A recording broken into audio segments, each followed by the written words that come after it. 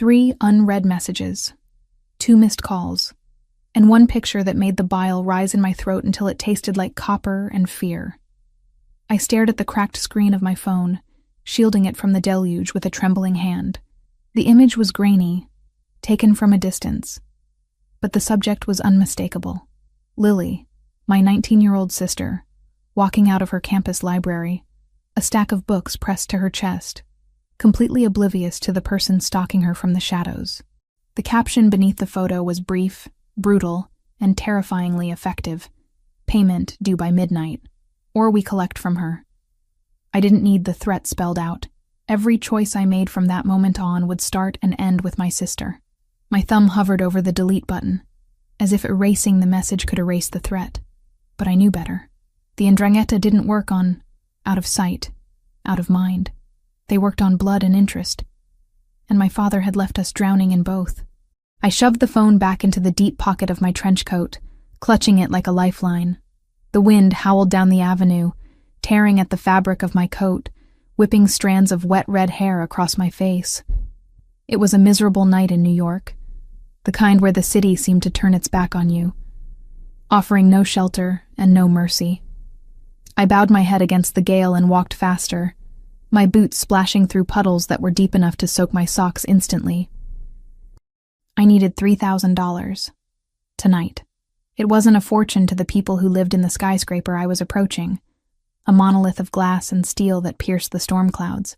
But to me, it was the difference between Lily graduating with a degree in literature and Lily disappearing into the back of a black van, never to be seen again. That fear was a cold, hard knot in my stomach, heavier than the debt, sharper than the wind. I checked the address again, squinting through the stinging rain. The Obsidian Tower. It sounded like a villain's lair from one of the comic books Lily used to read, but it was just another playground for the ultra-wealthy. I had the code the agency had texted me. Velvet Touch Escorts and Entertainment. A dignified name for a service that took 20% of your dignity and 40% of your tips. I wasn't an escort. I wasn't a dancer. I was an administrative assistant who had been laid off 2 weeks ago, desperate enough to answer a vague Craigslist ad that promised high pay for private parties. Just for tonight. I told myself that lie with every step. Just one night of humiliation to buy Lily another month of safety. The lobby was a cavern of marble and silence. I slipped in through the service entrance as instructed, grateful to avoid the judgment of the concierge. The air inside was dry and smelled of expensive sanitizer and white lilies. I dripped water onto the polished floor, creating a trail of evidence that I didn't belong here. My reflection in the elevator doors was a disaster. Pale skin, eyes that looked too wide and too green, and hair that had frizzed into a chaotic halo. Beneath the beige trench coat, I was wearing a ridiculous black lace set the agency had provided, scratching against my skin, making me feel exposed even with the coat buttoned to my chin. I pulled out my phone again to check the floor number. The screen was wet, the digits blurred by a spiderweb crack over the LCD. It looked like PH1, Penthouse 1. Or was it PH4N? The water smeared the text as I tried to wipe it. My heart hammered against my ribs, a frantic rhythm that made my hands shake. I couldn't be late. The client, a Mr. Smith, obviously a fake name, had been specific. 10:44 p.m., sharp, bachelor party. I pressed the button for the penthouse level. The elevator ascended with a smoothness that was almost unsettling, my ears popping as we climbed higher and higher above the city. I tried to rehearse the routine the agency coordinator had shown me. Walk in. Be confident. Don't touch. Keep the music loud. Get the cash. You can do this, Emily, I whispered to the empty car. For Lily. The doors slid open, revealing a hallway that was dimly lit and silent. There were no sounds of a party, no bass thumping from a stereo, no drunken laughter of men celebrating a last night of freedom, just a long corridor with plush carpet that swallowed the sound of my boots. I walked to the double doors at the end. There was no number, just a sleek black handle. I hesitated. Was this the right place? It had to be. There were only 2 penthouses, and the other one had a construction tarp over the door. This was it. I I didn't knock. The instructions said, "Walk in. Surprise is part of the package." I took a deep breath, pushed the handle down, and stepped inside. The apartment was massive, a sprawling expanse of shadows and floor-to-ceiling windows that showcased the storm raging over the Manhattan skyline. The only light came from the city below, casting long, shifting rectangles of gray and blue across the dark hardwood floors. It didn't look like a bachelor party. It looked like a mausoleum for the living. The air was frigid, smelling of aged leather, cedarwood, and something sharper, like ozone or gun oil. "Hello?" My voice came out smaller than I intended, trembling slightly. Velvet touch sent me. Silence answered me. I took a few steps further in, my eyes adjusting to the gloom. In the center of the room, facing the window with his back to me, sat a man in a high-backed leather chair. He was motionless, a dark silhouette against the lightning that flashed outside. On the table beside him sat a crystal tumbler of amber liquid, untouched. Confusion warred with relief. Maybe I was early? Maybe the other guests hadn't arrived yet? Or maybe this was a private show for the groom. The agency sometimes booked one-on-one sessions, though they usually cost extra. If he was alone, maybe I could get this over with quickly. Strip, dance, get the money, run. "Mr. Smith?" I asked, moving closer. The man didn't turn. He didn't even stiffen. He possessed a stillness that felt unnatural, like a predator waiting in tall grass. "You're the entertainment?" I asked, the words feeling clumsy on my tongue. A stupid question. Of course he wasn't. He was wearing a suit jacket, his shoulders broad enough to block out a section of the Empire State Building. But my nerves were frying my synapses. For a split second, looking at his perfect posture and the way the shadows clung to him, I had the absurd thought that he looked like a statue, a piece of art meant to be looked at, not touched. He lifted the glass to his lips, took a slow sip, and placed it back down with a sharp clink. He still didn't turn. I have a playlist," I stammered, fumbling with my phone. "I can just start? No objection." I took his silence for consent. My hands were shaking so badly I almost dropped the phone. I found the track, some generic bass-heavy R&B song the agency recommended, and pressed play. The music blared from my tiny phone speakers, sounding tinny and pathetic in the cavernous room. I needed to move. I needed to do this. Every second I hesitated was a second closer to midnight, to the deadline for Lily. I unbuttoned my trench coat. The wet fabric peeled away, dropping to the floor with a heavy slap. The cold air of the apartment hit my skin, raising gooseflesh instantly. I was standing in nothing but the black lace lingerie and my boots. I felt ridiculous. I felt cheap. I forced a smile onto my face, a plastic mask of seduction that felt tight and foreign. "I hope you're watching," I said, trying to inject a sultry tone into my voice, but it cracked. I began to move. It wasn't graceful. I wasn't a dancer. I gyrated my hips to the beat, stepping closer to the chair. I ran my hands over my own body, trying to mimic what I'd seen in movies, but my limbs felt heavy, disjointed. I spun around, hoping to catch his eye, hoping for some reaction, lust, amusement, anything that would tell me I was doing the job I was being paid for. The man slowly rotated the chair.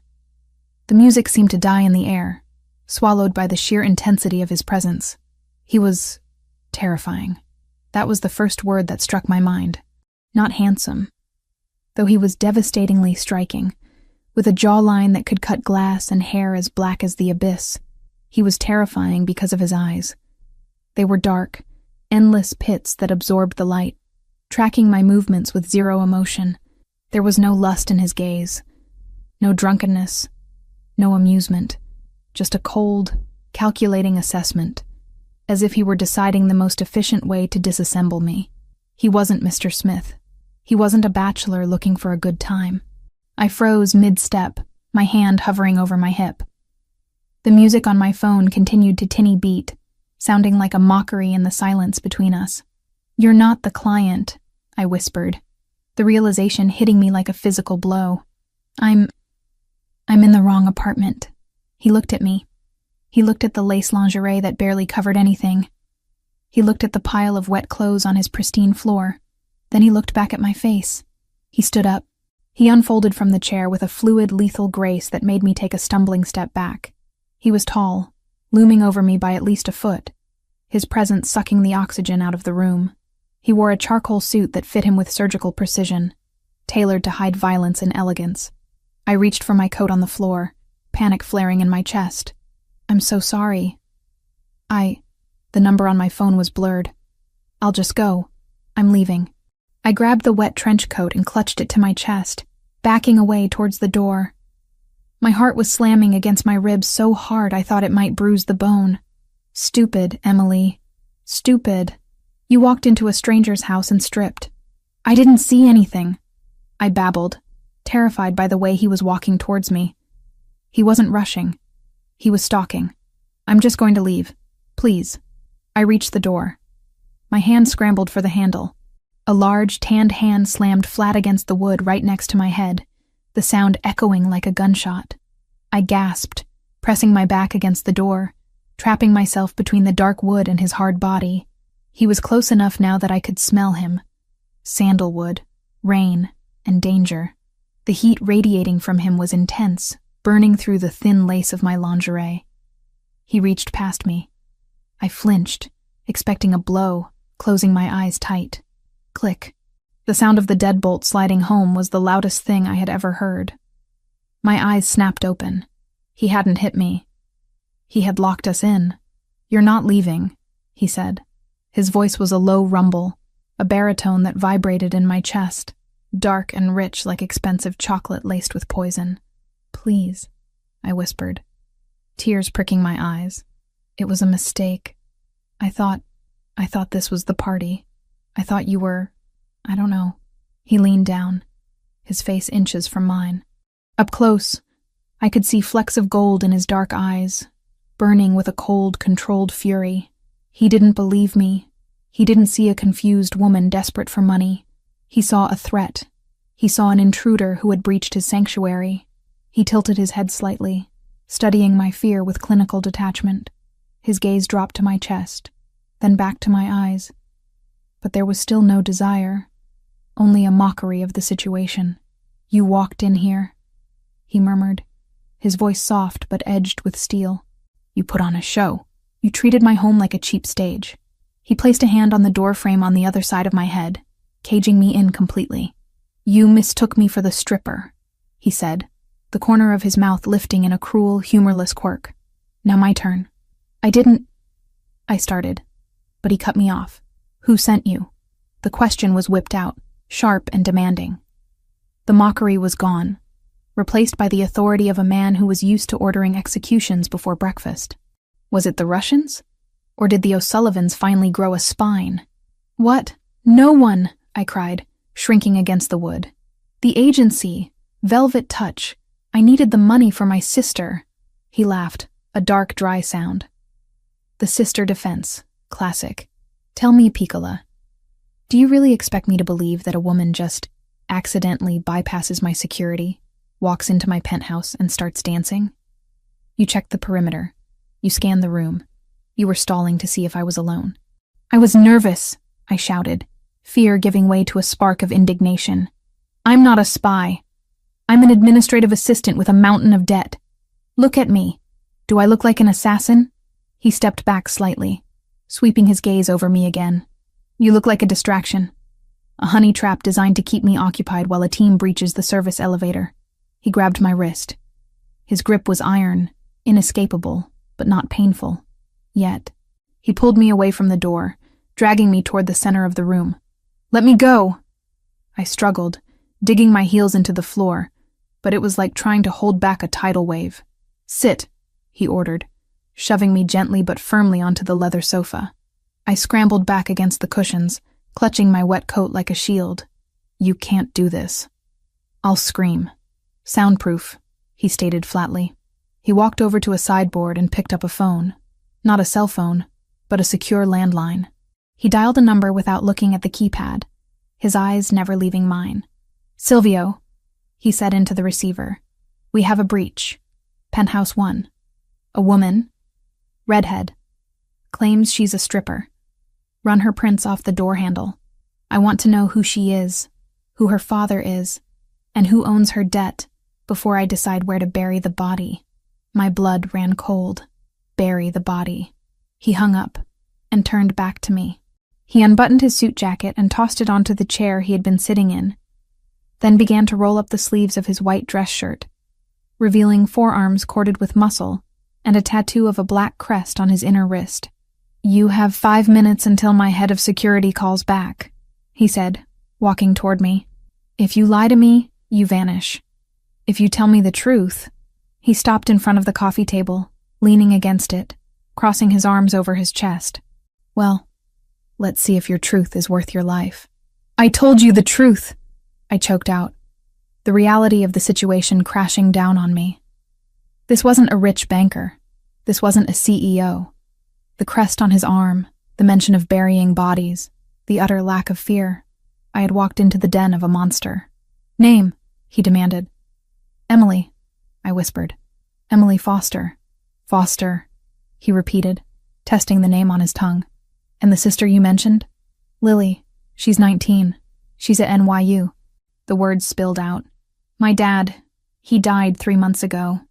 He owed money. A lot of money. To bad people. They sent me a picture of her tonight. They said they'd take her if I didn't pay $3,000 by midnight." Marco Ravellini, though I didn't know his name yet, watched me. He seemed to be listening not just to my words, but to the cadence of my breathing, the pitch of my hysteria. "3,000, he said, his voice flat. "Peanuts." "It's my life," I snapped, the adrenaline overriding my self-preservation. "It's her life. Just because you have a penthouse doesn't mean the rest of us aren't drowning. I came here to debase myself for $3,000 because I love her. So go ahead, kill me if you want. But if you hurt her—" I stopped, breathing hard. I had just threatened a man who had casually discussed burying me. Marco stared at me. For a moment, the icy mask slipped. Something flickered in his eyes. Not pity, never pity, but recognition. Maybe even respect. Or maybe he was just calculating how much trouble it would be to clean my blood off his rug. The secure phone on the sideboard rang. The sound shattered the tension like glass. Marco held my gaze for 1 second longer before turning to answer it. "Speak," he said. I watched his back, my muscles coiled, wondering if I could make a run for the elevator, but he had the key, and the door was bolted. I was trapped. "Foster," Marco said into the phone, repeating my name. "Emily. Father. Robert Foster. Deceased. Gambling debts. Creditor. The Calabrese clan." He paused. The air in the room seemed to drop 10 degrees. "No," Marco said, his voice dropping to a terrifying whisper. "Not the Calabrese. They sold the debt last week. To the 'Ndrangheta. He turned slowly to look at me. The look on his face had changed. The annoyance was gone. The suspicion was different. It was heavier. "Okay," Marco said to the person on the other line. "Bring the file, and get the car ready." He hung up. He walked over to me. I pressed myself deeper into the sofa, trembling. He stopped right in front of me, towering over my seated form. "You have a debt with the 'Ndrangheta," he stated. It wasn't a question. "Yes," I whispered. "And you thought shaking your ass for $3,000 would save your sister from them." He shook his head, a gesture of dark amusement. "You have no idea what you're dealing with, do you, Emily? The interest alone is $5,000 a week. They weren't going to let her go tonight. They were just going to take the money and take her anyway." I felt the blood drain from my face. "What? No. The text said, 'They lie,'" he said simply. "That's what they do." He looked at his watch. 10:15 p.m. You have less than 2 hours before they grab her. "I have to go," I cried, scrambling to stand up. "I have to warn her. I have to—" He put a hand on my shoulder and pushed me back down. It wasn't violent, but it was immovable. "You aren't going anywhere," he said. "If you walk out that door, you're dead. My men are in the lobby. The 'Ndrangheta has spotters on this block. If they see you running, they'll know you failed." "Then what do I do?" I screamed, the tears finally spilling over. "Please, just let me go." Marco stared at me. He looked at my tear-streaked face, my trembling hands, the desperate love for my sister that was radiating off me in waves. He seemed to be weighing options, calculating risks and benefits on an invisible ledger. "You need protection," he said. "And money. And power. I have none of those things," I sobbed. "No," he agreed. "But I do." He stepped back and extended a hand toward me, not to hit me, not to grab me, but an offer. "Stand up, Emily," he commanded. I looked at his hand, large, calloused, dangerous. "Why?" I asked. "Because," Marco Ravellini said, his eyes locking onto mine with an intensity that promised both salvation and damnation. "You just walked into the wrong apartment, but you might have stumbled into the only solution that keeps your sister alive. But it's going to cost you a lot more than a dance." He waited. "Get up." I hesitated, then reached out. My small, pale hand vanished into his grip. He pulled me to my feet, the heat of his skin searing mine. "Now," he said, pulling me toward the bedroom door. "Let's get you something to wear that doesn't make you look like a drowned rat. We have a debt to discuss." The silk shirt Marco had given me was warm, smelling of cedar and something darker, like burnt sugar and gun oil. It hung to my mid-thigh, swallowing my frame, while the drawstrings of the sweatpants were pulled tight to keep them from sliding off my hips. I stepped out of the bathroom, the steam trailing behind me, and found the main room transformed. The shadows seemed deeper, the silence heavier, broken only by the rhythmic drumming of the storm against the reinforced glass. Marco stood by the minibar, pouring amber liquid into 2 crystal glasses. He didn't turn when I entered, but his posture shifted slightly, acknowledging my presence. "Sit," he commanded, his voice low and devoid of the threat that had been there 10 minutes ago. Now it was just business. I took a seat on the edge of the leather sofa, my hands clasping together to stop their trembling. It wasn't the cold anymore. It was the adrenaline crash. I was in a stranger's penthouse, half naked in his clothes, waiting to hear if my life was over or just beginning. He walked over and extended a glass to me. "Brandy, drink it. It helps with the shock." I took it, the crystal heavy and cool against my palm. I took a sip, the liquor burning a path down my throat, settling the nausea that had been roiling in my stomach since I saw that picture of Lily. "I ran a background check while you were in the shower," Marco said, leaning back against the heavy oak desk, crossing his ankles. He looked deceptively relaxed, but his eyes were sharp, dissecting me. "Emily Foster, 24, graduated with honors in business administration. Laid off from Miller and Tate 3 weeks ago. No criminal record. Credit score destroyed by co-signing your father's loans." He paused, swirling the liquid in his glass. "You're clean. You're desperate. And you're invisible." "I don't feel invisible," I murmured, staring into the amber liquid. "I feel like a target." "You are a target," he corrected. "The Ndrangheta doesn't collect debts to pay bills, Emily. They collect leverage. Your father owed $150,000. The interest is compounding at 5% weekly. You walking in here with $3,000 tonight? It wouldn't have saved your sister. It would have just told them you were ready to pay. They would have taken the money, laughed, and taken her anyway." I felt the blood drain from my face. I knew it was bad. Dad had always been vague about who he borrowed from. But hearing the numbers, hearing the name of the organization, made the air leave my lungs. "So there's no way out," I whispered. "That's what you're telling me. I can't pay that. I'll never be able to pay that. Not on an administrative assistant's salary, no. And certainly not by dancing in strangers' apartments." Marco took a sip of his drink, his gaze never leaving my face. "But there is a way out. A trade." I looked up at him. "I have nothing to trade. You said it yourself. I have no money. I have no assets. You have a face that doesn't belong in my world," he said. He pushed off the desk and walked toward me, stopping just outside my personal space. The air around him felt charged, electric. "I am in the middle of closing the West Side Development Project. It is a legitimate construction contract worth over $500 million. The city commission is hesitant. They think the Ravellini family is nothing but thugs in expensive suits. They want stability. They want to see that I am not a warlord, but a man capable of settling down. He set his glass down on the coffee table with a deliberate click. I need a fiancé. I blinked, my brain struggling to bridge the gap between debt collectors and marriage proposals. A what? A fiancé, he repeated. Someone respectable. Someone innocent.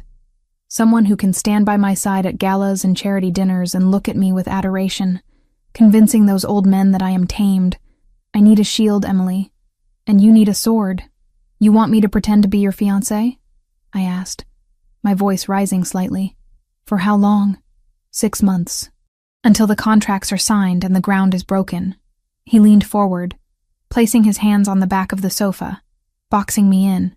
In exchange, I will buy your father's debt tonight. All of it. Principal and interest. I will burn the note.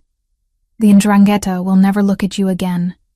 And for your sister, I will assign a detail to her. Invisible security. She will finish her degree without ever knowing a monster breathed in her direction. I stared at him. It was a deal with the devil. I knew that. But as I looked at Marco, at the hard lines of his jaw, the absolute, unshakable confidence in his eyes, I realized he was the only thing standing between Lily and a fate worse than death. You would pay $150,000 just for an image? I asked. The deal is worth $500 million, Marco said dryly. Paying your debt is a rounding error. The value is in your clean record and your desperation. I need someone who won't betray me because they have everything to lose. You fit the profile. He pulled a phone from his pocket. Not the secure landline this time, but a sleek black smartphone. It is 10:55. The deadline is midnight. Do we have a deal? I didn't hesitate. I didn't think about the morality of living with a crime boss. I thought about Lily's smile. I thought about the fear that had been my constant companion for months. Yes, I breathed. Yes, I'll do it. Marco nodded once. No smile, just satisfaction. He dialed a number and put the phone to his ear, his eyes locking onto mine. Get me Calabresi, he ordered. A pause. Then his voice dropped, becoming silky and terrifying. Giovanni, I hear you're holding paper on Robert Foster. I'm buying it. Send the wire instructions. Now. He listened, his expression darkening. I don't care about your future plans for the girls, Giovanni. The debt is mine. The girls are mine. If you send a single car near NYU, if anyone even looks at the younger one, I will consider it an act of war. And you know I don't leave survivors. The silence in the room was deafening. I held my breath, clutching the brandy glass like a lifeline. Good, Marco said. He tapped a few times on his tablet, which lay on the table. Funds sent.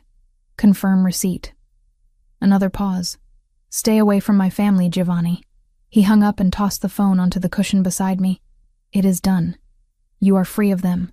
The relief hit me so hard I actually gasped, a tear slipping down my cheek. The weight that had been crushing my chest for 90 days vanished in seconds. Thank you, I choked out. I don't. Thank you. Don't thank me yet, Marco said, his voice hard again.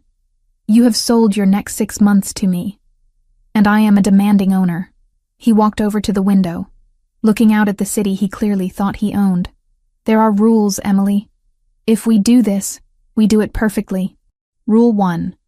You never leave this penthouse without my security team, ever. You are now a target for my enemies. I understand, I said, wiping my face. Being a target in a penthouse was better than being a target in a dark alley. Rule 2. Total transparency. If you get a text, I see it. If you call your sister, I listen. No secrets. Fine, I agreed. I have nothing to hide. Rule 3. Marco turned back to me, and for the first time he hesitated. He walked back until he was standing directly in front of me. We have to sell this. To the staff. To the press. To the world. It has to look real. Which means you sleep in my bed. My heart skipped a beat. You want me to. I want you to sleep. He cut in firmly. I do not require sex as part of this contract. I can get sex anywhere in this city. I do not need to coerce a desperate woman. But my housekeeper arrives at 7. My security monitors the halls. If you are in the guest room, they will know it is a sham. Rumors spread. So you sleep in my bed, every night. He searched my face, looking for revulsion or fear. Can you handle that? I looked at him. He was dangerous, yes, but he had just saved my sister without blinking. He was a monster, but he was a rational one. I can handle it, I said steadily. Good. He walked to a dresser and returned with a small velvet box. He opened it to reveal a massive emerald-cut diamond ring. Give me your hand. I extended my left hand. He slid the ring onto my finger. It was cold, heavy, and flashed brilliantly in the dim light. It fits well enough, he muttered, not letting go of my hand immediately. His thumb brushed over my knuckles, sending a jolt of heat up my arm. You understand what this ring means? It means you are under my protection. It means you are Ravellini property. Anyone who touches you answers to me. Property, I repeated. It should have felt degrading. Instead, it felt safe. Come, he said, pulling me up. You look exhausted. He led me to the master bedroom. It was vast, dominated by a king-sized bed with dark gray linens and a fireplace that flickered with low gas flames. The bathroom is there. I'll have a wardrobe sent tomorrow. Go to sleep, Emily. He turned to leave. Marco? I called out. He stopped at the door. Yes? Thank you. For Lily. I won't let you down. He glanced back, his expression unreadable in the shadows. See that you don't. Sleep well, fiancé. He closed the door. I was alone. I looked at the ring again, then climbed into the massive bed. It smelled of him, sandalwood and power. For the first time in months, I didn't check the locks on the windows. I didn't push a chair against the door. I closed my eyes and let the darkness take me. I woke briefly when the door opened hours later. I feigned sleep as the mattress dipped. Marco got in beside me. He didn't touch me. He stayed on his side, a solid wall of heat. But the tension in the room was palpable. It wasn't sexual, not exactly. It was the awareness of a predator sharing its den. I fell back asleep to the sound of his steady breathing, feeling safer than I had in my entire life. Sunlight woke me. I reached out, but the other side of the bed was cold. Marco was gone. I sat up, spotting a note on the bedside table written on heavy cardstock. Stylist at 10. Lunch at 1. Wear the green dress. M. Short. Commanding. Typical. A knock at the door preceded a petite woman with gray hair entering with a tray. Buongiorno, signorina. I am Maria. She set coffee down. Mr. Marco asked me to inform you that your sister, Lily, was successfully moved to the secure housing near her campus this morning. She believes she won a housing lottery scholarship. My breath caught. He had handled everything, even the lie to keep Lily from worrying. Thank you, Maria, I said, my voice thick with emotion. He is a hard man, Maria said, noticing the ring on my finger. But he protects what is his. Coffee is black. Drink. She left, and I obeyed. I drank the coffee, feeling the caffeine sharpen my senses. I walked into the closet Marco had mentioned. A rack of clothes had been wheeled in, but one garment bag stood out. I unzipped it. Inside was a dress of deep emerald green silk. It was simple, backless, and looked like liquid money. At 10 a.m., the stylist arrived. I endured the hair and makeup session, watching myself transform in the mirror. The pale, terrified girl from last night vanished. In her place was a woman with glossy red waves, sharp eyeliner, and a dress that hugged every curve like a second skin. I walked out into the living room at 12:55. Marco was standing by the elevator, talking to a hulking security guard. He stopped mid-sentence when he saw me. His eyes raked over me, starting at the heels, traveling up the slit of the dress, lingering on the exposed skin of my back as I turned, and finally meeting my eyes. The air seemed to leave the room. He didn't smile, but his pupils dilated, swallowing the brown of his irises. He walked over, stopping inches from me. He reached out, his knuckles grazing my bare shoulder, adjusting a strap that didn't need adjusting. Good, he murmured, his voice rougher than usual. You look the part. I aim to please, I replied, lifting my chin. Remember the rules.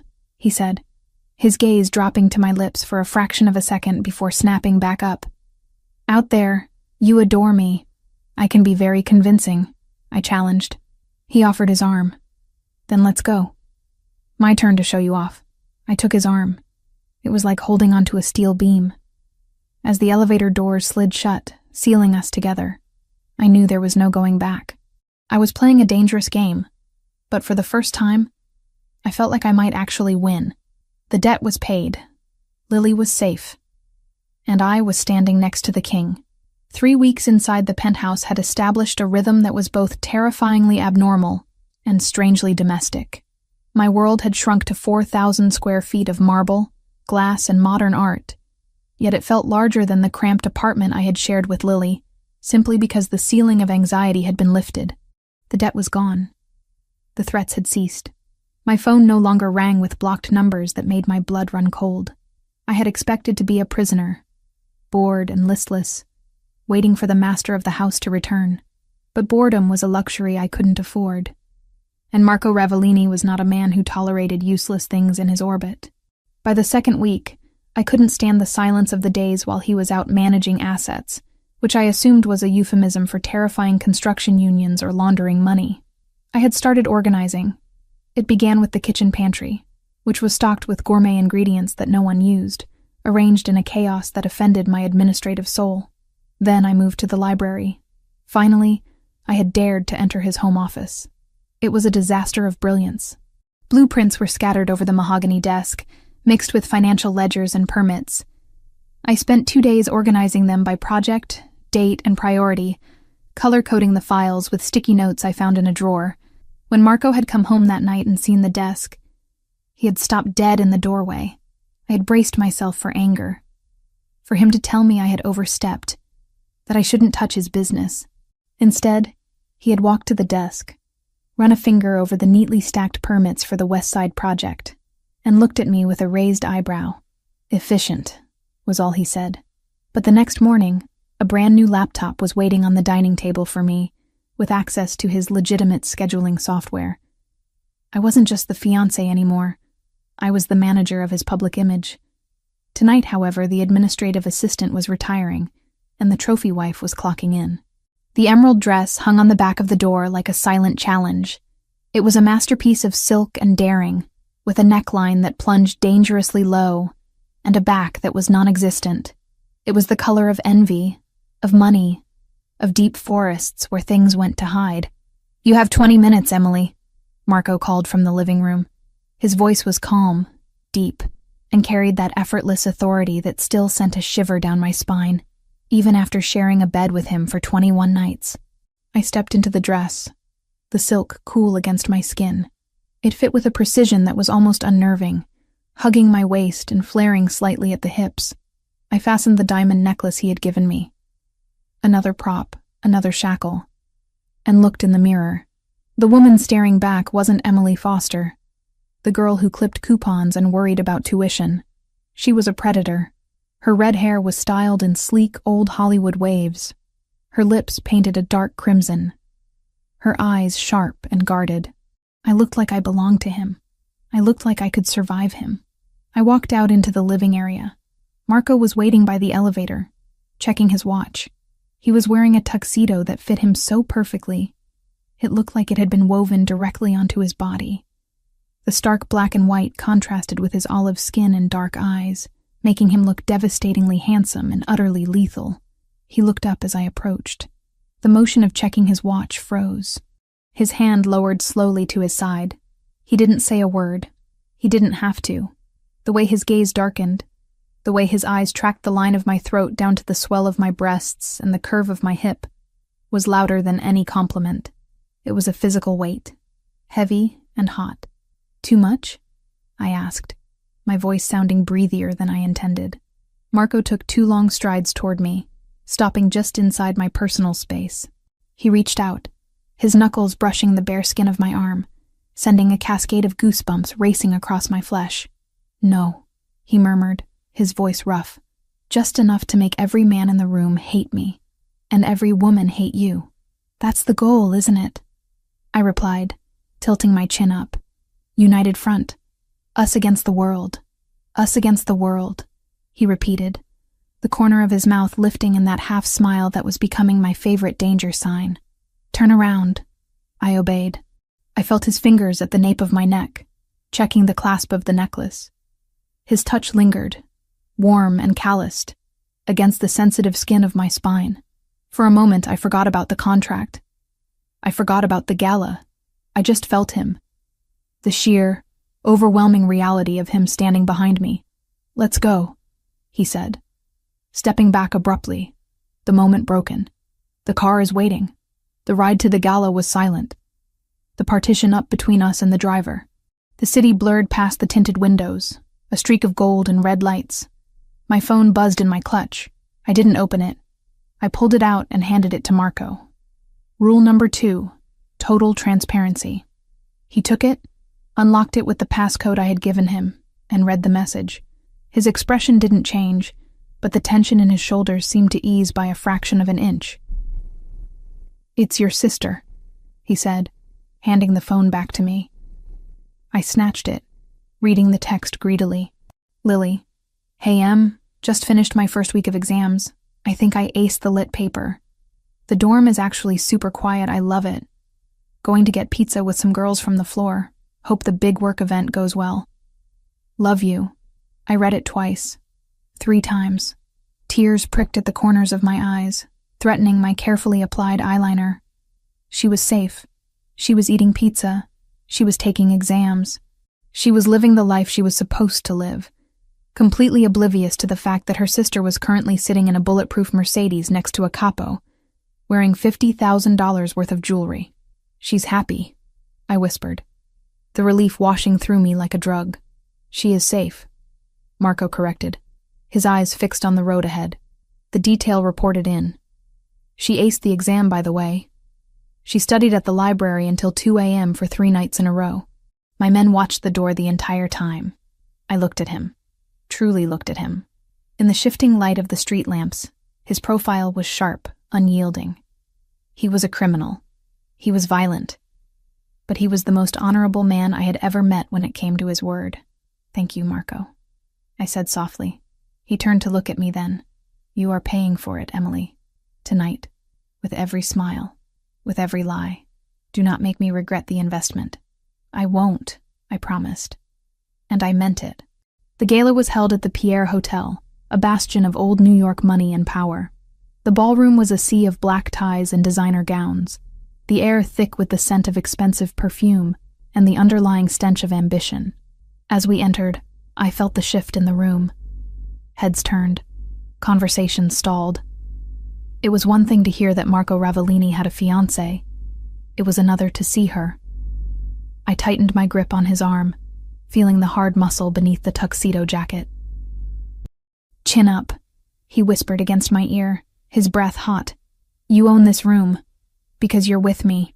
We move through the crowd like sharks cutting through a school of fish. Marco introduced me to politicians, real estate tycoons, and union leaders. I played my part perfectly. I laughed at their unfunny jokes. I gazed at Marco with adoring eyes.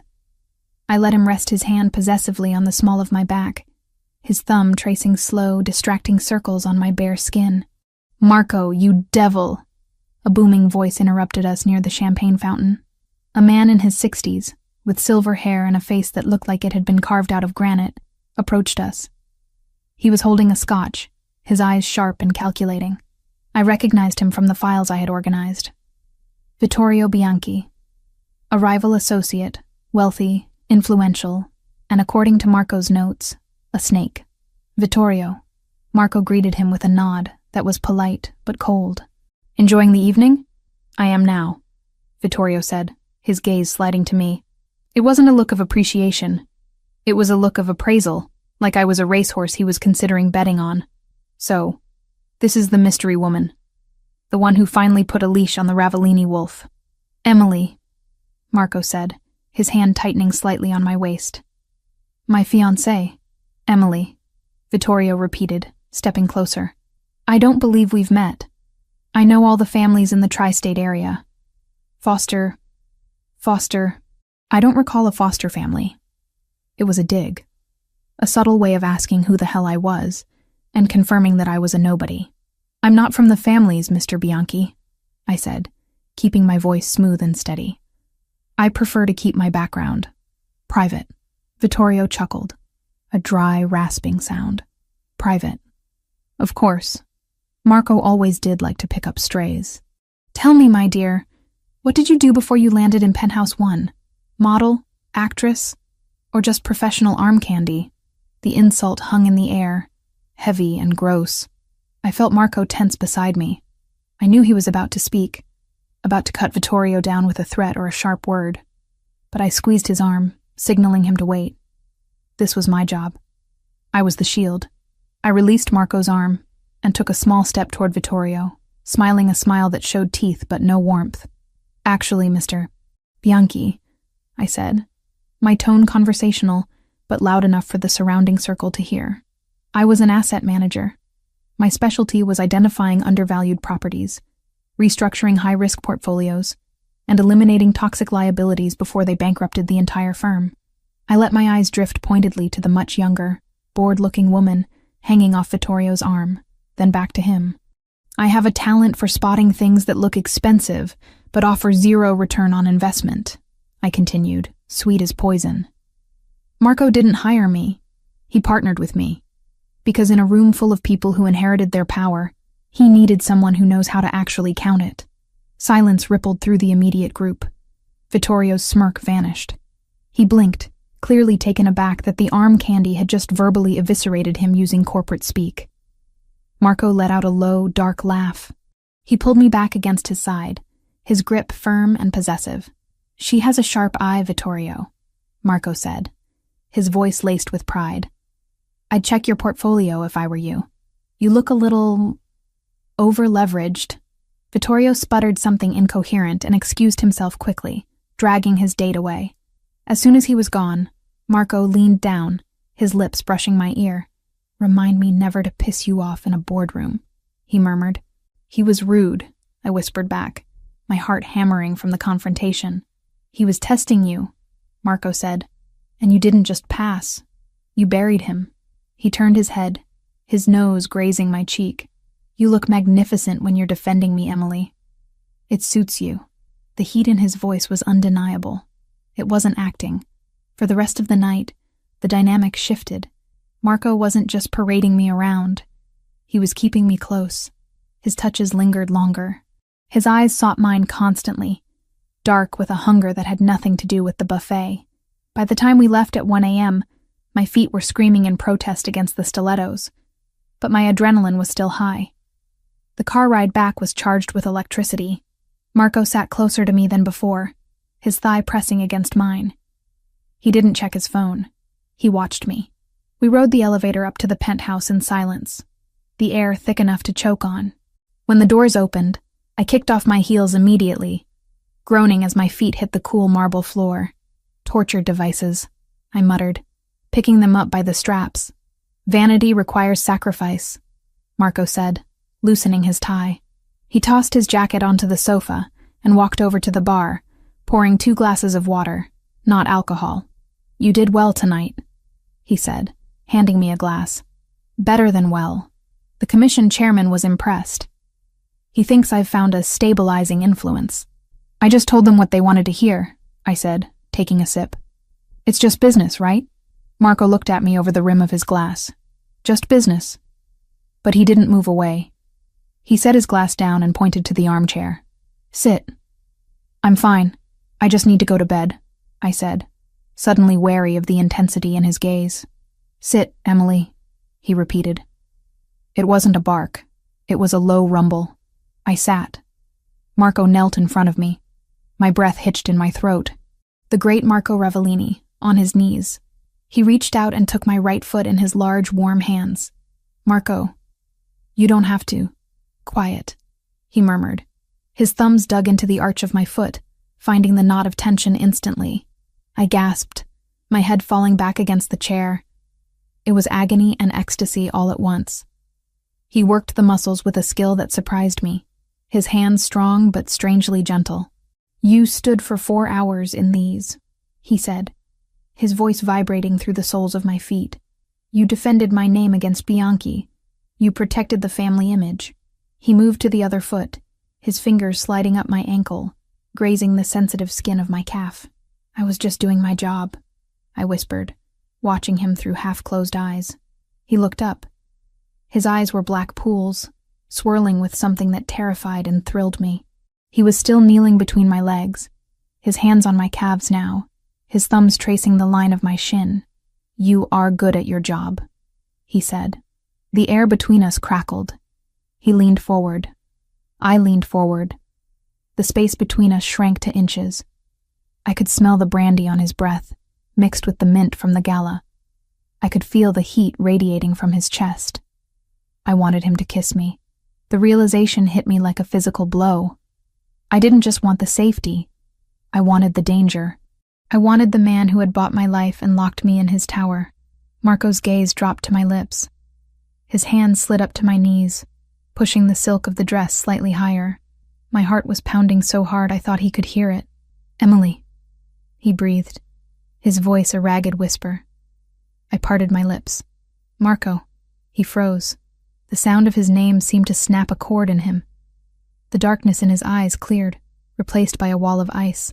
He blinked, shaking his head slightly as if waking from a trance.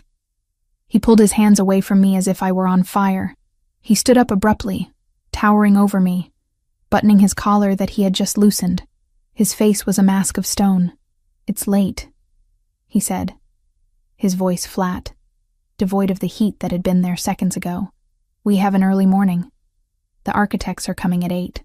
I sat there, reeling, my skin cold where his hands had been. The rejection stung more than I expected. It felt like a slap. "Right," I said, my voice trembling. "The architects. Go to bed, Emily," he said, turning his back on me to face the window. "I'll sleep in the guest room tonight. I have work to finish." "But the rules," I started, confusion warring with hurt. "You said—" "Screw the rules," he snapped, his fists clenching at his sides. "Just for tonight. Go." I stood up, grabbing my shoes. I didn't look at him. I couldn't. I walked down the hallway to the master bedroom, the emerald dress swishing around my legs, feeling less like armor and more like a costume. I closed the door and leaned against it, closing my eyes. He had wanted to. I knew he had. But he had stopped, because I was an asset, because I was a contract, because men like Marco Ravellini didn't fall for women like me. They used us and discarded us when the deal was done. I stripped off the dress and scrubbed the makeup from my face, revealing the pale, tired girl underneath. I crawled into the massive, empty bed, curling into a ball in the center. It was safe here. Lily was safe. The debt was paid. I had everything I had asked for. So why did the empty space beside me feel so much like loneliness? I fell asleep listening to the silence of the penthouse, wishing for the sound of the door opening, wishing for the monster to come back and claim his territory. But the door stayed shut. And for the first time, the lock on the inside felt like it was keeping me in, not keeping the world out. The restaurant Marco intended to acquire was a study in understated oppression. Named L'Ombra, it sat nestled in the heart of Tribeca, a fortress of dark wood, heavy velvet drapes, and lighting so low it felt less like dining and more like conspiring. We were seated at the best table in the house, a semi-private booth that offered a clear view of the entrance while shielding us from the prying eyes of the other patrons. It was a strategic position, chosen not for romance but for survival, a fact that became increasingly clear as the night wore on. Technically, this was a date. A public outing designed to feed the rumor mill and solidify the narrative of the love-struck Don and his respectable fiancé. But the air between us was brittle, snapping with the unresolved tension from the night before. Marco hadn't touched me since the moment he pulled away in the penthouse living room, leaving me cold and confused in the armchair. He had slept in the guest room, and our morning interactions had been limited to curt nods and monosyllabic instructions about the schedule. "The risotto is excellent," Marco said, his voice cutting through the silence. He wasn't looking at his food. His eyes were scanning the perimeter of the room, tracking the movements of the waiters, the guests, the shadows near the kitchen. "I'm sure it is," I replied, pushing the rice around my plate with a silver fork. So, are you buying this place for the food or for the sightlines? Marco's gaze flickered to me, dark and unreadable. I'm buying it because it washes money efficiently. The kitchen moves volume, the wine list is overpriced, and the back exit leads directly to a street that doesn't have traffic cameras. It's a logistical asset. Everything is an asset to you, I said, the words coming out sharper than I intended. Restaurants, buildings, people. He set his wine glass down slowly. The crystal chimed against the table, a stark sound in the hum of the room. You are angry. I'm not angry, I lied, taking a sip of water to cool the heat rising in my cheeks. I'm just tired of trying to figure out where the act ends and the person begins. Last night was a mistake, he interrupted, his voice dropping to a low, rough timbre that vibrated in my chest. I crossed a line. It won't happen again. Because it's not in the contract? I challenged, leaning forward. Or because you're terrified that if you actually let someone in, you might lose your edge. Marco's jaw tightened. He looked like he wanted to reach across the table and shake me, or kiss me, or maybe both. I am trying to keep you alive, Emily. Distraction gets people killed in my world. Attachments are weaknesses. I'm already an attachment, I whispered. I'm wearing your ring. I'm living in your house. You paid $150,000 for me. It's a little late to pretend I'm just a line item on a spreadsheet. He opened his mouth to respond, a flash of genuine emotion finally breaking through his mask. But the words never came. The front window of the restaurant exploded inward. It wasn't a sound. It was a physical force. 1 second we were arguing about feelings. The next, the world dissolved into a cacophony of shattering glass and screaming patrons. Shards of the window flew across the dining room like diamond shrapnel. Marco moved before my brain could even process the threat. He didn't duck. He lunged. He vaulted over the table, crashing into me, his heavy body slamming me down into the leather banquette. He covered me completely, shielding my head with his arms, burying my face in his chest. Pop, pop, pop. The sounds were distinct, rhythmic, and terrifyingly familiar from movies. But in real life, they were deafening. Gunfire, suppressed, professional, and close. Stay down, Marco roared, his voice a command that brooked no argument. He pulled a gun from a holster beneath his jacket, a sleek black weapon that had been invisible moments ago. He rose to a crouch, firing 2 shots over the top of the booth. I heard a wet thud, and a scream cut short. The smell of cordite and dust filled my nose, choking me. Who are they? I screamed, clutching the lapels of his jacket, my heart hammering against my ribs like a trapped bird. Ndrangheta, Marco snarled, firing again. They didn't accept the buyout. They want blood. He grabbed my arm, his grip bruising. We move, now. Keep your head down and stay behind me. He hauled me up, keeping his body between me and the shattered front of the restaurant where 3 men in ski masks were advancing, weapons raised. Marco fired with terrifying precision, taking one of them down with a shot to the shoulder, buying us a second of time. We ran, not toward the exit, but toward the kitchen. The other diners were scrambling under tables, screaming, creating a chaotic obstacle course. Marco shoved a waiter out of the line of fire, never stopping his forward momentum. We burst through the swinging double doors into the kitchen. It was a labyrinth of stainless steel, steam, and panic. Chefs were cowering in corners. Pots were boiling over on the stoves. "The back alley!" Marco shouted, pointing toward a heavy steel door at the far end. "Go! I'll cover you!" I sprinted, my heels slipping on the greasy tile floor. I kicked them off without breaking stride, running barefoot through the debris. Marco was behind me, walking backward, his gun trained on the doors we had just come through. I reached the exit, my hand slamming against the push bar.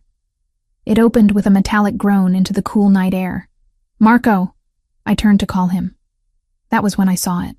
Marco was focused on the main doors, expecting the gunman to follow the path we had taken. But in the reflection of a stainless steel refrigerator to his right, I saw movement. The service entrance. A side door used for deliveries. It was opening slowly, a gun barrel emerging, aimed directly at Marco's exposed flank. He didn't see it. The noise of the kitchen, the hissing steam, the shouting. masked the sound of the door. Time seemed to warp, stretching into a slow-motion nightmare. If I stayed silent, if I just ran, I would be safe. But he would be dead. The man who paid my father's debt. The man who protected Lily. The man who had massaged my feet and looked at me like I was the only woman in the world. "Marco, right, kitchen door!" I screamed, my voice tearing at my throat. He didn't hesitate. He didn't look at me to verify. He trusted my voice instantly. He spun, dropping to one knee, and fired blindly toward the service entrance.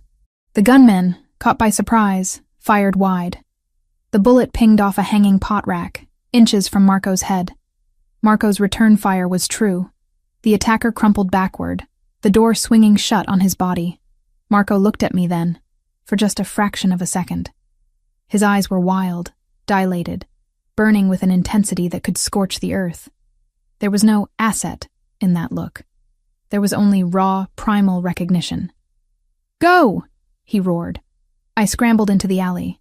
A black armored SUV was already screeching around the corner, Marco's security team having been alerted by the shots. The back door flew open before the car even stopped. I dove inside, scrambling across the leather seats.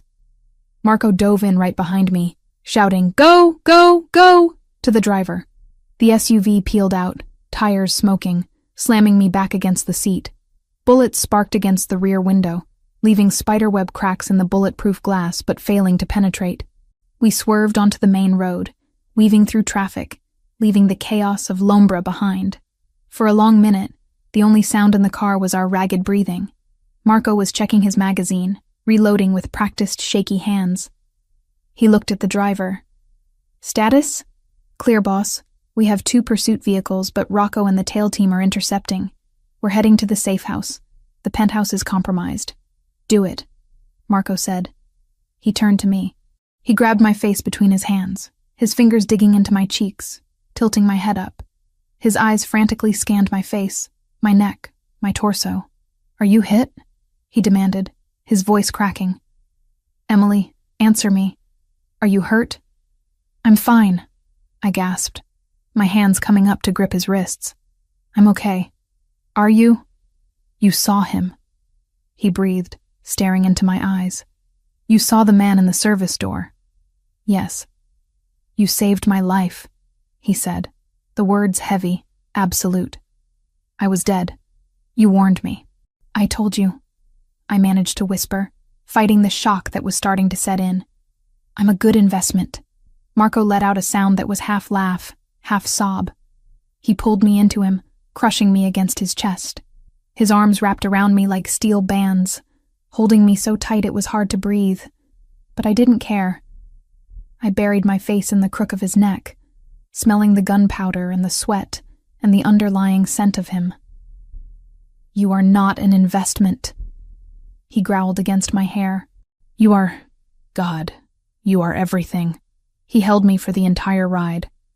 He didn't let go even when he had to issue orders to his team on the phone. He kept one arm locked around me, anchoring me to him. We drove for nearly 40 minutes, leaving the city lights behind, heading north into the dense darkness of the woodlands. The SUV finally turned onto a gravel road, winding up a steep hill surrounded by thick pine trees. The safe house wasn't a shack. It was a modern fortress of concrete and glass, cantilevered over a ravine, isolated and impenetrable. The car stopped. Marco ushered me out, his body shielding mine until we were inside the heavy steel doors. The interior was cold, the air stagnant. It hadn't been used in a while. Marco hit a switch, and emergency lights flickered on, casting long, eerie shadows across the minimalist furniture. "Lock it down," Marco ordered the driver who had carried our bags in. "Patrol the perimeter. No one gets within a mile of this place." "Yes, sir." The guard left, the heavy door thudding shut, sealing us in. Silence descended. The adrenaline that had kept me moving began to curdle into something else. A shaking, frantic energy that needed release. I looked at Marco. He was standing in the center of the room, his jacket discarded on the floor, his white shirt stained with soot, and a smear of blood that wasn't his. He was looking at me with that same intensity from the kitchen, but magnified 1,000 times.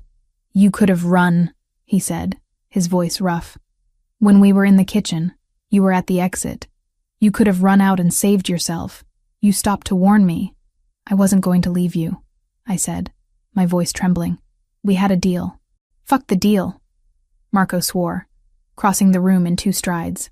He grabbed my shoulders, his grip desperate. "That wasn't the deal. The deal was money for safety. The deal was a performance. What you did back there, that wasn't acting." "No," I admitted, looking up at him, feeling the heat radiating from his body. "It wasn't." "Why?" he demanded, shaking me slightly. "Why would you risk your life for a monster? For a man who bought you? Because you're not just a monster," I cried out, the emotions of the last 3 weeks finally boiling over. "Because you saved Lily. Because you held my hair back when I was sick from the stress. Because you look at me like I'm a person, not a thing. Because I feel safe with you, Marco. Even when people are shooting at us, I feel safe with you." Marco stared at me, his chest heaving. The walls he had built, the coldness, the professional distance, the rules, crumbled. I saw the man beneath the dawn, the man who was terrified, lonely, and starving. "I tried to stop this," he whispered, his hand coming up to cup my jaw, his thumb brushing my bottom lip. "I tried to keep you at arm's length. I tried to tell myself you were just a job. You failed," I murmured, leaning into his touch. "I know," he groaned. He kissed me. It wasn't a gentle movie star kiss. It was a collision. It was violent and desperate, fueled by the terror of near death and the rage of survival. His mouth crushed mine, demanding, claiming. I opened to him instantly, wrapping my arms around his neck, pulling him closer. I needed to feel him. I needed to know he was alive, solid, real. He lifted me up, my legs wrapping around his waist instinctively. He carried me through the unfamiliar house, kicking open a door to a bedroom, not breaking the kiss for a second. He pressed me against the wall, his hands roaming over my body, possessing every inch of me. "You're mine," he growled against my throat, biting lightly at the sensitive skin. "You understand? No more contracts, no more pretending. You are mine." "I'm yours," I gasped, my fingers tangling in his dark hair. "I've been yours since you locked that door." He carried me to the bed, falling with me onto the mattress. The clothes we were wearing, the expensive dress, the ruined shirt, were barriers that were torn away with frantic haste. There was no finesse, only need. The darkness of the room wrapped around us. But we were burning. When we finally came together, it was an exorcism. We were driving out the fear of the bullets, the sound of the glass shattering, the image of the gunman in the doorway. It was raw and absolute. I cried out his name, and he answered with a reverence that shook me to my core. Later, much later, the storm outside had returned, rain lashing against the glass of the safe house. We lay tangled in the sheets, limbs heavy with exhaustion. Marco was on his back, one arm thrown over his eyes, the other holding me tight against his side. My head rested on his chest, listening to the steady, strong beat of his heart. "Emily?" His voice was a rumble in the dark. "Yeah?" He moved his arm, turning his head to look at me. The hardness was gone from his face. He looked younger, vulnerable. "I lied to you," he said softly. I tensed slightly. "About what?" "About the reason I bought your debt." I pushed myself up on one elbow, looking down at him. "You said it was for the image, for the construction deal." "It was," he said, reaching up to tuck a strand of hair behind my ear. "But that's not the only reason. When you walked into my penthouse that first night, when you were dancing, looking so terrified but so determined, I didn't lock the door because I thought you were an assassin." "Why did you lock it?" I asked, my breath catching. "Because I knew that if I let you walk out, I would tear the city apart trying to find you again," Marco confessed, his thumb tracing the line of my jaw. "I wanted you before I knew your name. The deal, the fiancé scheme, it was just an excuse to keep you." I stared at him, stunned. "You mean, I fell for the girl who mistook me for a stripper," he said, a small, crooked smile touching his lips. "And tonight, when I saw that gun pointed at me, my only thought wasn't that I was going to die. It was that I wouldn't get to tell you. My eyes filled with tears. "You told me now. I'm telling you now," he corrected. He pulled me down, kissing me softly, sweetly this time. "And I'm going to spend the rest of my life showing you. No more acts, Emily. This is real." I rested my forehead against his. "It's real." We lay there in the quiet of the safe house, the world outside full of enemies and danger. But inside, in the circle of his arms, the war felt very far away. The contract had burned up in the fire of the kitchen. What was left was something stronger, something forged in steel and blood. "Go to sleep," Marco whispered, pulling the duvet over us. "I've got you. I'm not going anywhere." "I know," I said, closing my eyes. And for the first time, I didn't just believe him because I had to. I believed him because I felt it in my bones. The monster hadn't just captured the princess. He had given her the keys to the castle, and I wasn't planning on leaving. The gray light of dawn was filtering through the reinforced shutters of the safe house when I woke up. The bed was still warm where Marco had been, but he was already up.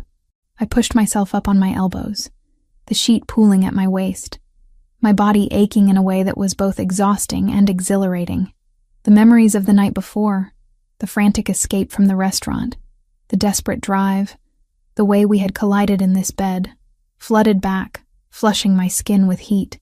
But the atmosphere in the room had shifted. The intimacy of the night had evaporated, replaced by the cold, metallic tension of morning. Marco was standing by the heavy steel door, checking the load on a fresh magazine. He wasn't wearing the ruined tuxedo. He was dressed in tactical gear. Black cargo pants, heavy boots, and a tight black t-shirt that clung to his chest. A Kevlar vest sat on the chair next to him, along with a shoulder holster.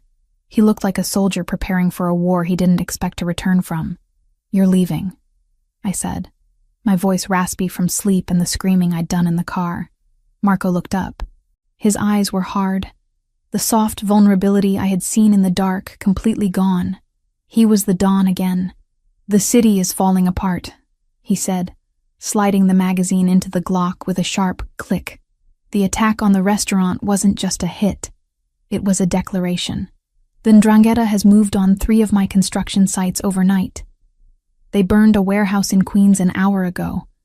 If I don't show my face, if I don't strike back now, the commission will think I'm weak. And if they think I'm weak, they'll let the wolves in." I climbed out of bed, wrapping the duvet around me like a toga, ignoring the cold floor on my bare feet. "You can't go out there. They tried to kill you 6 hours ago. They'll be waiting." "I know," he said, pulling the vest over his head and fastening the Velcro straps. "That's why I'm going to meet them." I called for a sit-down, a parley. "A parley?" I repeated, skepticism dripping from my voice. "Marco, they shot up a restaurant full of civilians.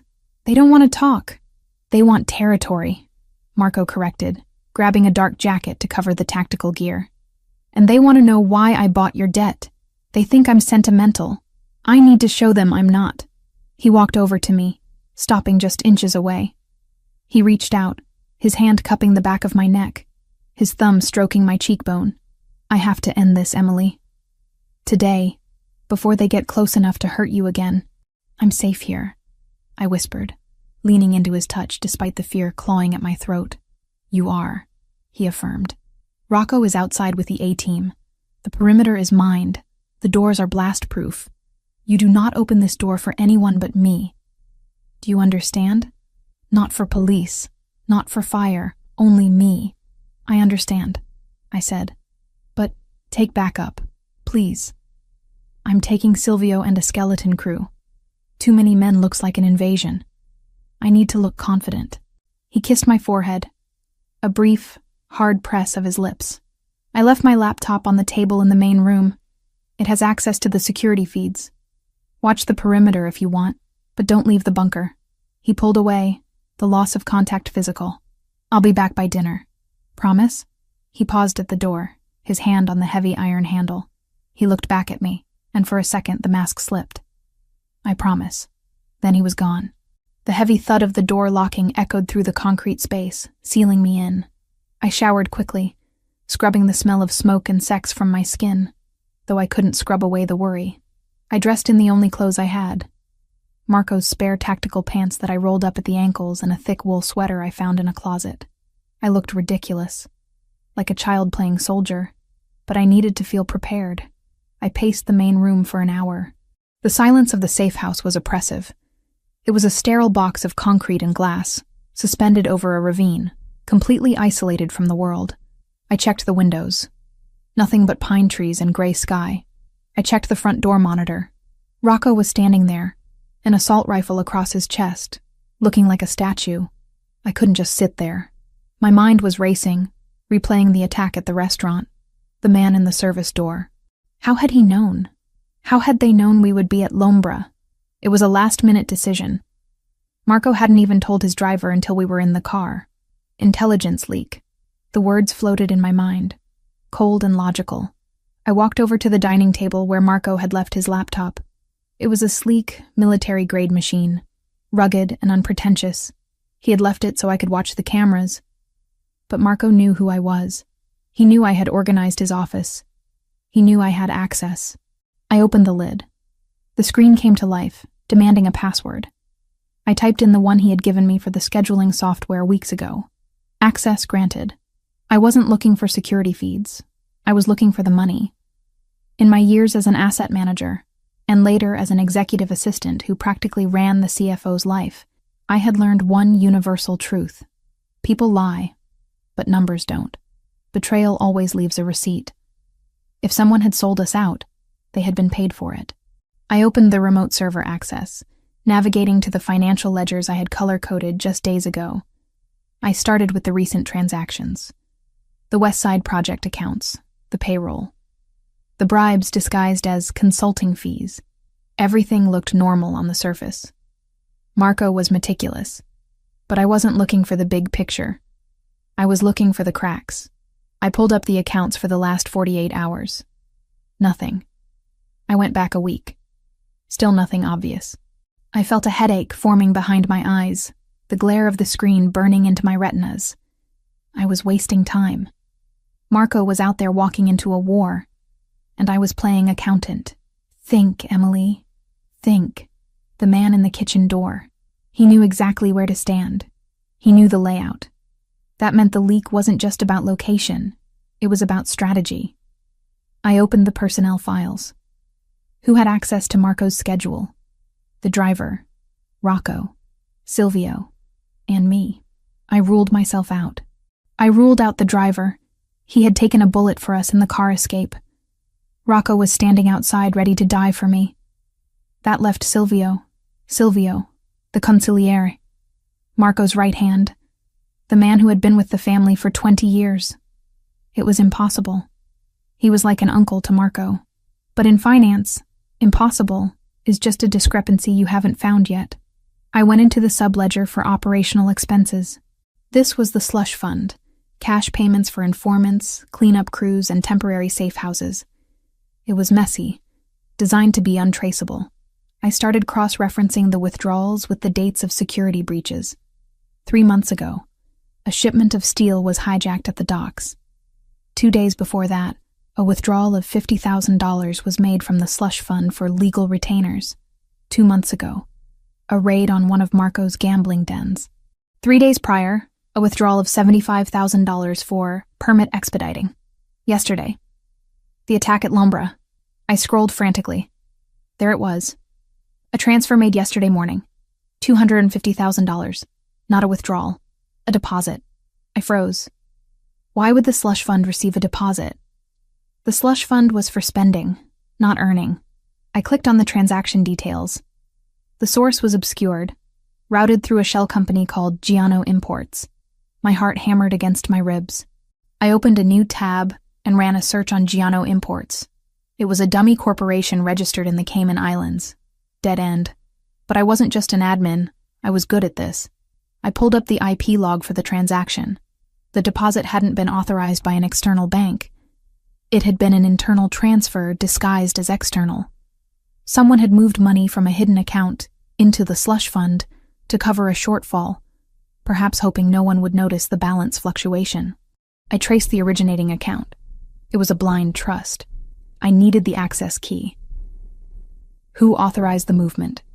I typed in a command prompt, bypassing the user interface to look at the metadata of the ledger entry. User ID, SR Consigliere 01. Silvio. Silvio had moved money into the family accounts. Why? To hide theft? No. The amount was too specific. $250,000. I dug deeper into the blind trust. I couldn't see the owner, but I could see the counterparty for previous transactions. Calabrese Waste Management. The 'Ndrangheta. The room spun. I gripped the edge of the table, my knuckles turning white. Silvio wasn't just stealing. He was on their payroll. The 'Ndrangheta had been paying him. And yesterday, he had moved a large sum back into Marco's accounts. Why? To frame someone else? Or to pay for the hit squad? Oh my God. I whispered to the empty room. I minimized the finance windows and opened Marco's communication logs.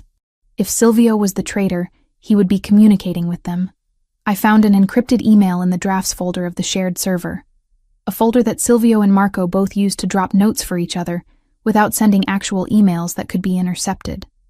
The subject line was blank. The body of the text was a single line of coordinates and a time. Dock 4, warehouse, 9:12 p.m. No weapons, peace terms. I checked the time on the laptop. 11:15 a.m. Marco had said he was going to a parlay. He was going to Dock 4. I scrolled down. There was a response, hidden in the metadata of the draft, time-stamped 10 minutes after Marco left the safe house. He is en route. Minimal guard. Take him at the gate. Make it look like a negotiation gone wrong. The sender of the response wasn't Marco. It was signed with a single initial, S. Silvio. Silvio was leading him into an execution. It wasn't a parlay. It was a slaughter. Marco was walking into a trap with the very man who had sold him out standing right beside him. Panic, cold and sharp, pierced through me. I grabbed my phone, the burner Marco had given me. I dialed his number. It went straight to voicemail. Pick up, pick up, pick up, I hissed, redialing. Voicemail again. He must have turned his phone off for the meeting, or they were using jammers. I tried the main line for the car. Nothing. I tried Silvio's number. It rang once, then disconnected. I stood up, the chair scraping loudly against the concrete floor. I couldn't breathe. Marco was 45 minutes away from dying. He was going to walk into Warehouse 9, thinking he was negotiating a truce, and Silvio was going to put a bullet in the back of his head. I looked at the door monitor. Rocco. I ran to the heavy steel door and pounded on it. Rocco, open up! The heavy bolt slid back, and the door cracked open. Rocco stood there, his face impassive, his massive frame blocking the exit. Signorina, he said, his voice deep and gravelly. You are to stay inside. Boss's orders. Rocco, listen to me, I said, breathless, holding the laptop up so he could see the screen. Though I knew the code would mean nothing to him. You have to call Marco. You have to stop him. He isn't the only one who dies if you let him walk into that trap. Everything we've built to keep Lily safe burns with him. The boss is in a secure blackout. No comms until the meeting is over, Rocco said, making a move to close the door. It's standard protocol. It's a trap, I screamed, jamming my foot in the door. Rocco, look at me. It's a trap. Silvio is the leak. He's working for the 'Ndrangheta. Rocco stopped. His expression didn't change, but his eyes narrowed slightly. Silvio has been with the family since before you were born, Signorina. You should go back inside. You're upset. I am not upset! I am an auditor! I shouted, desperation making me reckless. I turned the laptop screen toward him. Look at the logs! User ID SR Consigliere. He authorized a transfer from a Calabrese shell company yesterday. He sent the coordinates to the hit squad. Read the draft. Rocco glanced at the screen. He saw the email draft. He is en route. Take him at the gate. He stiffened. He looked at the timestamp. Silvio is in the car with him, Rocco said, his voice dropping to a whisper. Exactly, I pleaded. If Marco walks into that warehouse, he dies, and Silvio takes over the family.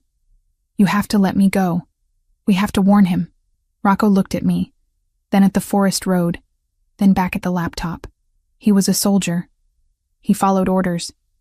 His orders were to keep me locked in. I can't let you leave, Rocco said slowly. Then he dies, I said, my voice breaking. And you will be the one who stood here and let it happen. You swore to protect him, Rocco. Is protecting his orders more important than protecting his life? Rocco's jaw worked. He was fighting a war between loyalty to the hierarchy and loyalty to the man. The comms are blacked out, he muttered. Even if I call, he won't answer. The jammers at the docks will kill the signal. Then we have to go there, I said. We have to physically stop him. It's an hour drive. The meeting is in 45 minutes. Then we drive fast, I said. Rocco, please.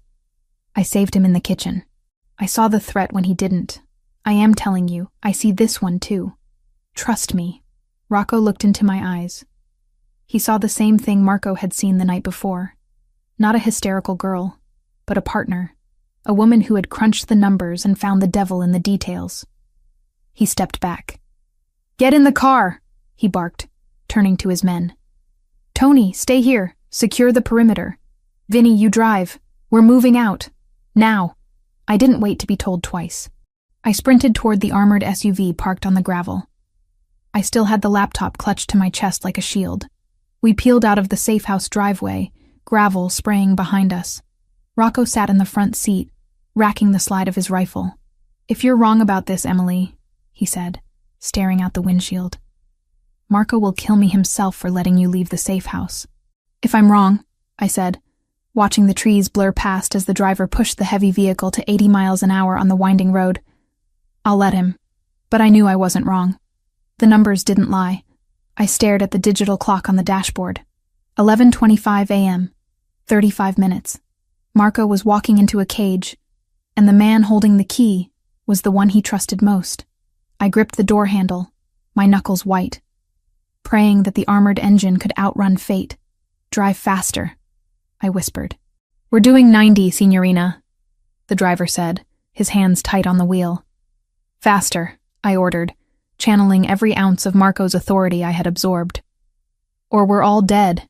The engine roared in response, pushing us down the mountain, racing toward the city and the betrayal waiting at the water's edge. I wasn't just the fiancé anymore. I wasn't just the asset. I was the failsafe. And I was coming for him. The speedometer on the dashboard of the armored SUV read 95 miles per hour. But it felt like we were crawling. The trees outside were a blur of green and gray, smeared by the speed and the vibration of the heavy chassis, fighting against the winding mountain road. Inside the cabin, the air was thick with tension and the smell of gun oil. I sat in the back seat, clutching the laptop to my chest as if it were a life preserver. My knuckles were white, my breathing shallow. Every time the driver, Vinny, took a corner too sharp, I braced myself against the door, praying the tires would hold. Rocco, I said, my voice cutting through the roar of the engine. How far? Rocco was in the passenger seat, his massive frame hunched over a radio that was spitting out nothing but static. He looked back at me, his face grim. 30 minutes out, if traffic holds. We don't have 30 minutes, I whispered, looking at the clock. 11:35 a.m. Marco was walking into the warehouse at noon. 25 minutes. Try him again, I ordered. Rocco sighed, a sound of frustration that rumbled in his chest. I've tried the main line, the backup, and the encrypted channel. It's dead air, Signorina. They're jamming the signal radius around the docks, just like you said they would. The confirmation brought no satisfaction, only a cold dread that settled in my stomach like a stone. I had been right. The numbers hadn't lied. Silvio was orchestrating a massacre, and Marco, brilliant, dangerous, terrifying Marco, was walking into it blind because he trusted the man standing at his shoulder. Can we go faster? I asked Vinny. I'm pushing a 6-ton vehicle down a 2-lane road, ma'am, Vinny said, his eyes glued to the asphalt. Any faster and we go off the cliff. I looked out the window at the sheer drop on my right. The ravine was deep, swallowed by the forest. I didn't care. Just get us there. I opened the laptop again, staring at the frozen screen of the email draft. He is en route. Take him at the gate. It was a death warrant signed with a digital initial. I traced the screen with a trembling finger. I had spent my life organizing files, balancing budgets, and managing schedules. I had never imagined that my ability to spot a discrepancy in a ledger would be the only thing standing between a man and a bullet to the back of the head. "Rocco," I said, needing to distract myself from the ticking clock. "Silvio, how long has he been with the family?" Rocco didn't turn around this time. He kept his eyes on the road, scanning the tree line. 20 years. He served Marco's father. He taught Marco how to shoot. He is family. Why? I asked. Why would he do it? The money? Money is part of it, Rocco grunted. But usually it's power. Silvio was passed over when the old man died. He thought he should have been boss until Marco was ready. Maybe he got tired of waiting. He sold him for $250,000, I said, the disgust bitter in my mouth. That's the price of loyalty. Judas did it for 30 pieces of silver, Rocco muttered. Inflation hits everyone. The car swerved violently to the left, throwing me against the door. Watch it, Rocco barked. There's a truck, Vinny shouted, wrestling with the steering wheel. Blocking the lane. I looked up. Ahead of us, the road narrowed as it curved around a massive rock face. A heavy-duty delivery truck was parked sideways across both lanes, completely blocking the path. It's a roadblock, Rocco shouted, reaching for the assault rifle mounted on the dash. Reverse, Vinny, reverse. But it was too late. From the wooded ridge above us, a streak of light flashed. A rocket-propelled grenade. It didn't hit the car directly. It struck the asphalt 10 feet in front of the bumper. The explosion was deafening, a concussion that rattled my teeth and shattered the world into fire and smoke.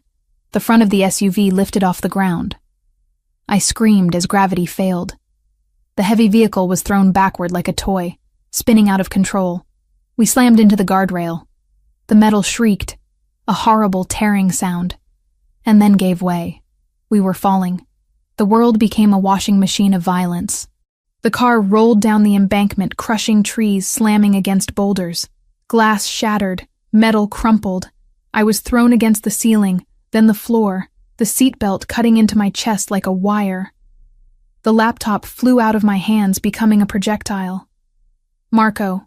The name was the only coherent thought in my mind as the darkness spun around me. The car came to a stop with a bone-jarring thud. We were upside down.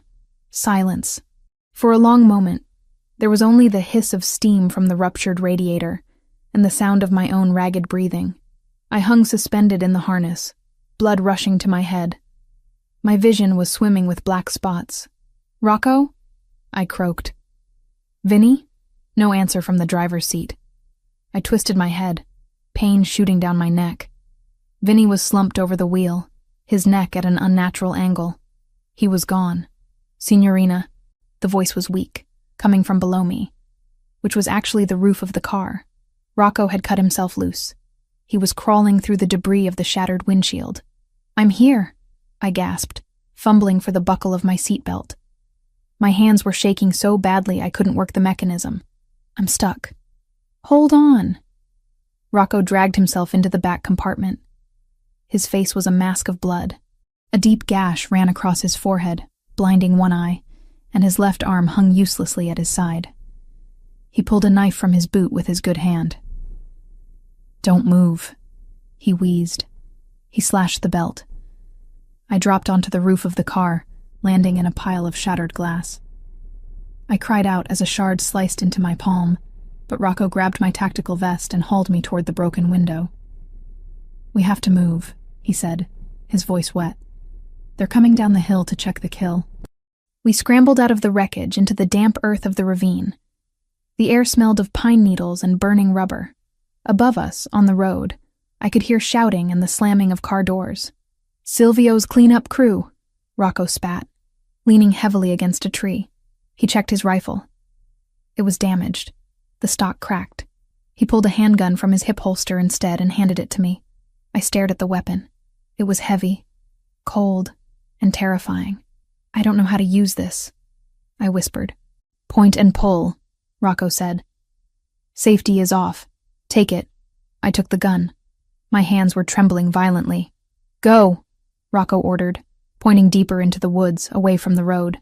Head south. Follow the creek. It leads to the highway. I'm not leaving you, I said, seeing the way he was swaying. You're hurt. I'm dead, Emily, he said, using my name for the first time. He looked down at his side. A piece of shrapnel from the explosion had pierced his vest. The dark stain was spreading fast. I just need to buy you 5 minutes.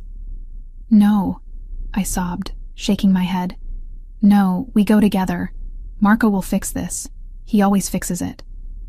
Marco isn't here, Rocco said softly. You are. You're the failsafe, remember?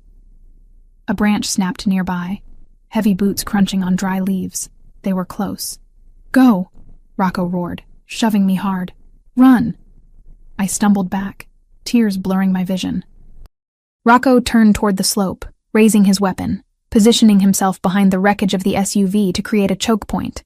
Hey! Rocco shouted up the hill, his voice booming with defiance. Is that you, Tony? You traitorous piece of shit! Come down here and face me! Gunfire erupted from the ridge.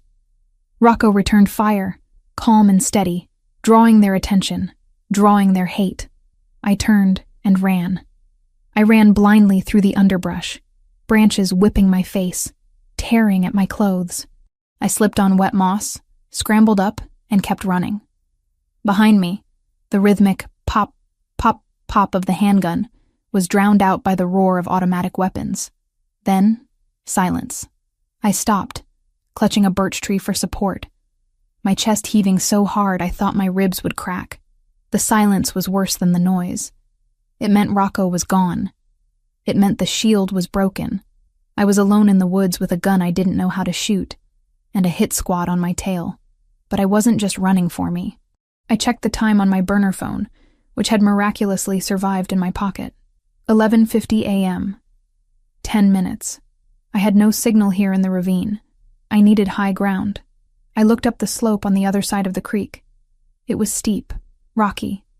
I scrambled up, clawing at roots and dirt, my fingernails breaking, my knees scraping against stone. I didn't feel the pain. I only felt the ticking clock. I reached the top of the ridge.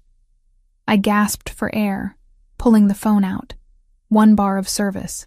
Please, I whispered to the universe. Please. I dialed Marco. It rang. 1 ring, 2 rings. Come on. Voice command, the automated operator stated. Please leave a message. Voicemail. The jammers were working, or he was already inside. I ended the call and dialed again.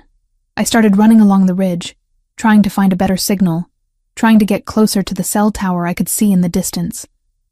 Below me, to my left, I heard a shout. There, on the ridge, red hair. They had spotted me. Bullets zipped through the leaves around me, snapping branches. I didn't look back. I just ran. I dialed again. Ring.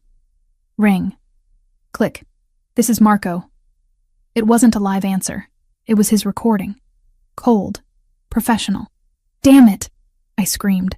I was about to hang up when the phone beeped. The call connected. Not to voicemail. To the line. Marco? I shouted. Marco. Static.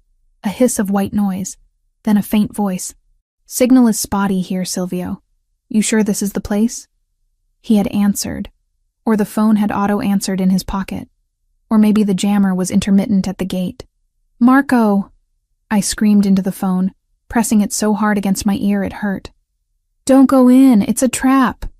Static crackled. Just protocol, boss. I heard a voice reply. Silvio's voice. Smooth, reassuring. Leave the phones in the car. They wanted a clean meet. Marco, listen to me! I yelled, stopping running to focus everything on the connection. Silvio is the traitor. He's with them. He paid for the hit. Marco! A bullet struck the tree right next to my head, sending a spray of bark into my face. I flinched, dropping to my knees behind a boulder. I hear something. Marco's voice came through, tinny and distant. Did you hear that? Interference, Silvio said. Come on. They're waiting. I was losing him. He was walking away from the phone, or the signal was dying. Silvio! I screamed, using every ounce of air in my lungs. Marco! Silvio is the traitor. Look at him. He sold you. Don't go in the warehouse. I didn't know if he heard me. The line filled with static, then cut out completely. Call ended. I stared at the screen. 11:58 a.m. Those next few minutes smeared into a blur. More sensation than memory. Time leaking out between heartbeats until noon felt less like a number and more like a weight pressing down on my chest. I had done everything. I had found the leak. I had convinced Rocco. I had survived a crash. I had run through a forest, and I still didn't know if it was enough. A shadow fell over me. I spun around, raising the gun Rocco had given me, but I was too slow. A boot kicked the weapon from my hand, sending it skittering over the edge of the cliff. I looked up. 3 men stood over me, dressed in tactical gear, their faces covered by balaclavas. The logo on their vests wasn't police. It wasn't Ravellini. It was a snake coiled around a dagger. And 'Ndrangheta. She's the one, the lead man said, his voice muffled. Silvio said to bring her alive if possible. He wants to use her as leverage if the boss survives the initial volley.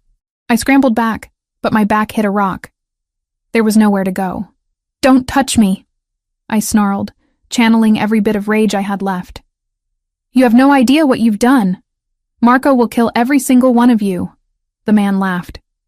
He reached down and grabbed a fistful of my hair, hauling me to my feet. I cried out, clawing at his gloves, but he was too strong. Marco is dead, sweetheart, he hissed in my ear. Or he will be in about 2 minutes. And you? You're the consolation prize. He dragged me toward the trees where a black van was waiting on a logging road I hadn't seen. Let me go, I kicked out, connecting with his shin. But he didn't even flinch. He punched me hard in the stomach. The air left my lungs. I doubled over, retching. Bag her, he ordered. Rough hands grabbed my arms. A canvas hood was shoved over my head, plunging me into darkness. I smelled stale sweat and burlap. Throw her in the back. We need to get to the extraction point. I was lifted off my feet and tossed like a sack of garbage onto a metal floor. The doors slammed shut. The engine roared to life.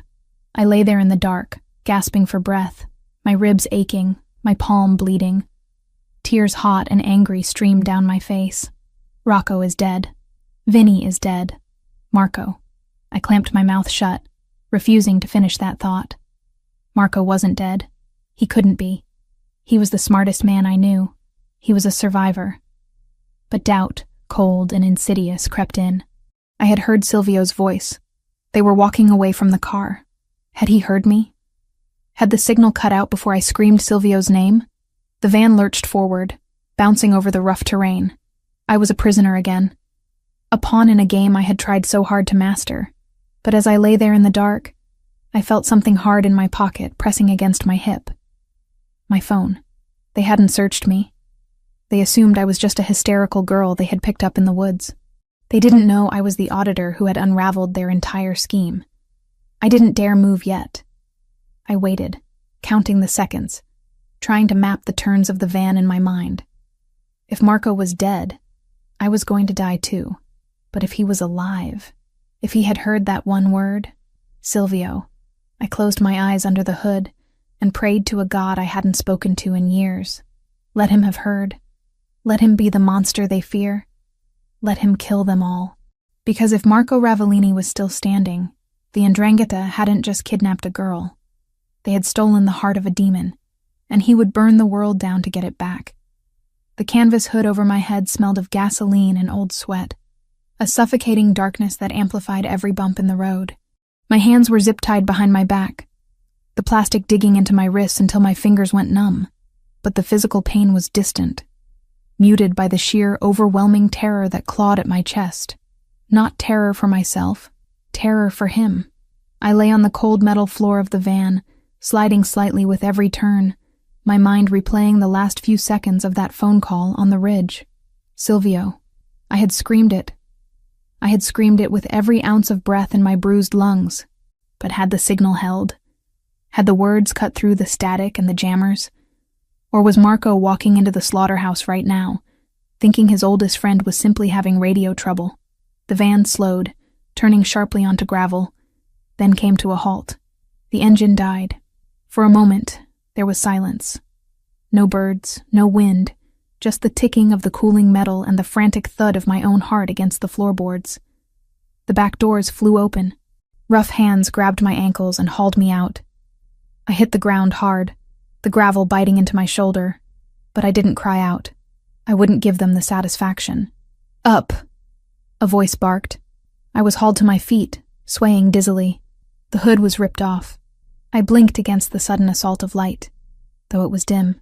We were inside a massive, cavernous structure, an abandoned shipyard warehouse. Sunlight filtered through holes in the rusted corrugated roof, creating beams of dusty light that illuminated the decay. The air tasted of salt, rot, and oil. In the center of the vast space, sitting on a folding chair, as if he were waiting for a concert to begin, was a man in an immaculate gray suit. Silvio. He looked up from his watch as I was dragged forward. His face was calm, his silver hair perfectly coiffed, his demeanor that of a grandfatherly figure waiting for Sunday dinner. It was sickening. Gentle. Silvio chided the guards, his voice smooth and cultured. She is not a combatant. She is leverage. She's a problem. One of the masked men grunted, shoving me forward so I stumbled to my knees in front of Silvio. She was on the ridge. She had a phone. Silvio's eyes narrowed slightly, the first crack in his composure. A phone? We took it, the guard said, pulling my burner phone from his pocket and tossing it to Silvio. But she was screaming into it before we got to her. Silvio caught the phone. He looked at it, then at me. Did you make a call, Emily? I looked up at him, spitting a strand of hair out of my mouth. My lip was split, and I could taste the copper tang of blood. I called Marco. Silvio smiled, a pitying, condescending expression.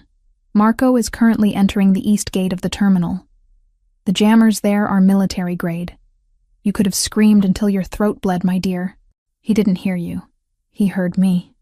I lied, injecting every ounce of certainty I could muster into my voice. I told him everything. He knows you're the traitor. He knows you sold him to the Calabresi. Silvio studied my face, looking for the tell. He was a master manipulator, a man who had survived decades in the Mafia politics. He stood up slowly, walking over to me. He crouched down, bringing his face level with mine.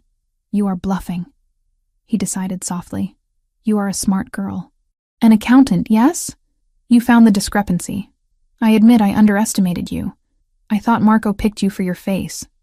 I didn't realize he picked you for your brain. He didn't pick me, I hissed. He saved me. Something you wouldn't understand. Saved you?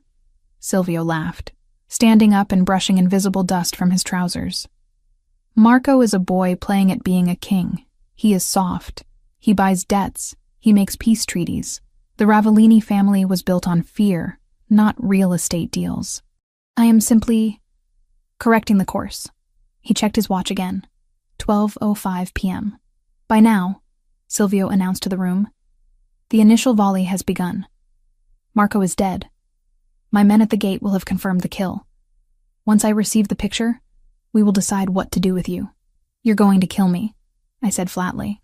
Eventually. Silvio shrugged. But first, I need the access codes to the offshore accounts Marco set up for the construction project. You are the only other person with administrative access. Once you give them to me, then you can join him. I'll never give them to you. Everyone gives them up eventually, Silvio said, turning his back on me to walk toward a table where a radio set was humming. Pain is a very effective key. He picked up the radio handset.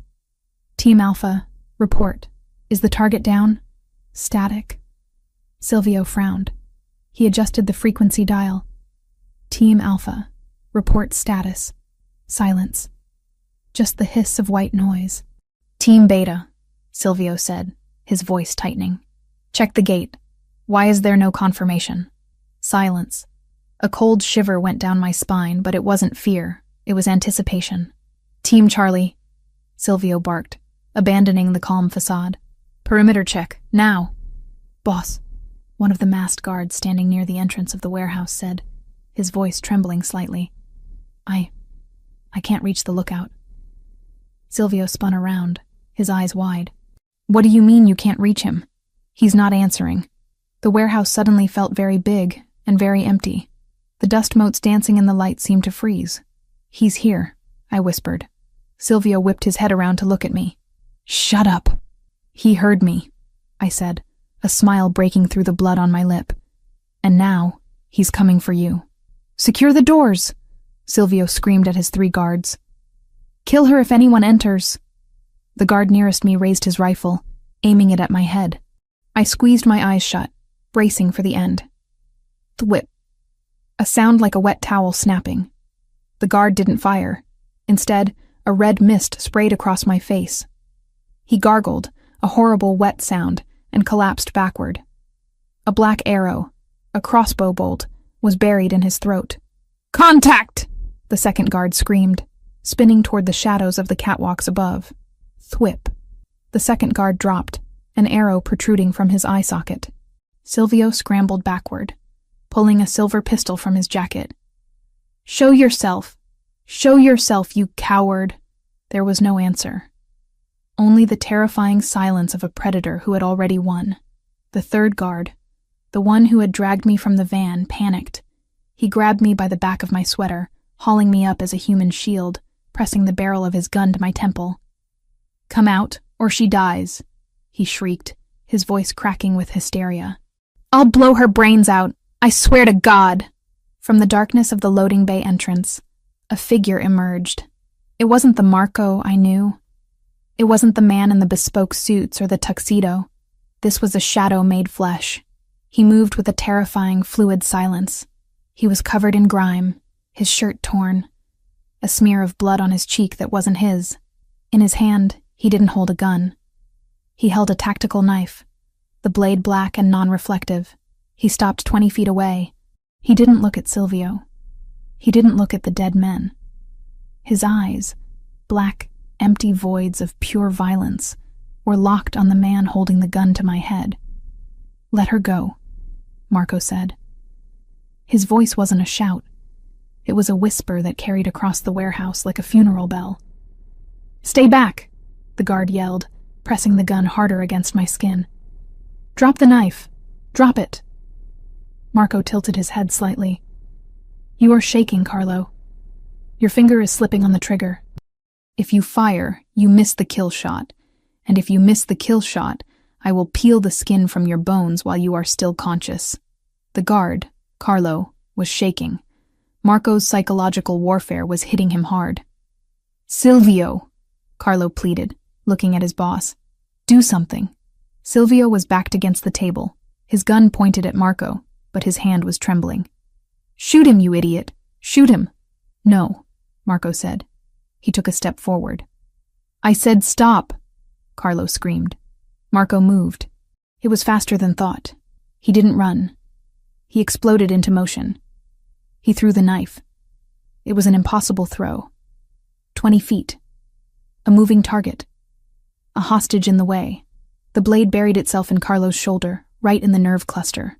The arm holding the gun to my head went instantly dead, the weapon clattering to the floor. I dropped to the ground, rolling away as Marco closed the distance. Carlo tried to reach for his sidearm with his other hand, but Marco was there. Marco didn't slow down. He slammed a knee into Carlo's chest, shattering ribs, and then delivered a single brutal strike to the throat. Carlo fell, choking, dying before he hit the ground. Marco stood over him for a second, then turned slowly to face Silvio. Silvio was the only one left. He stood by the table, his silver pistol raised, aiming at Marco's chest. But he didn't fire. He looked at Marco, and I saw something break in his eyes. He saw the monster he had helped create, and he knew he couldn't kill it.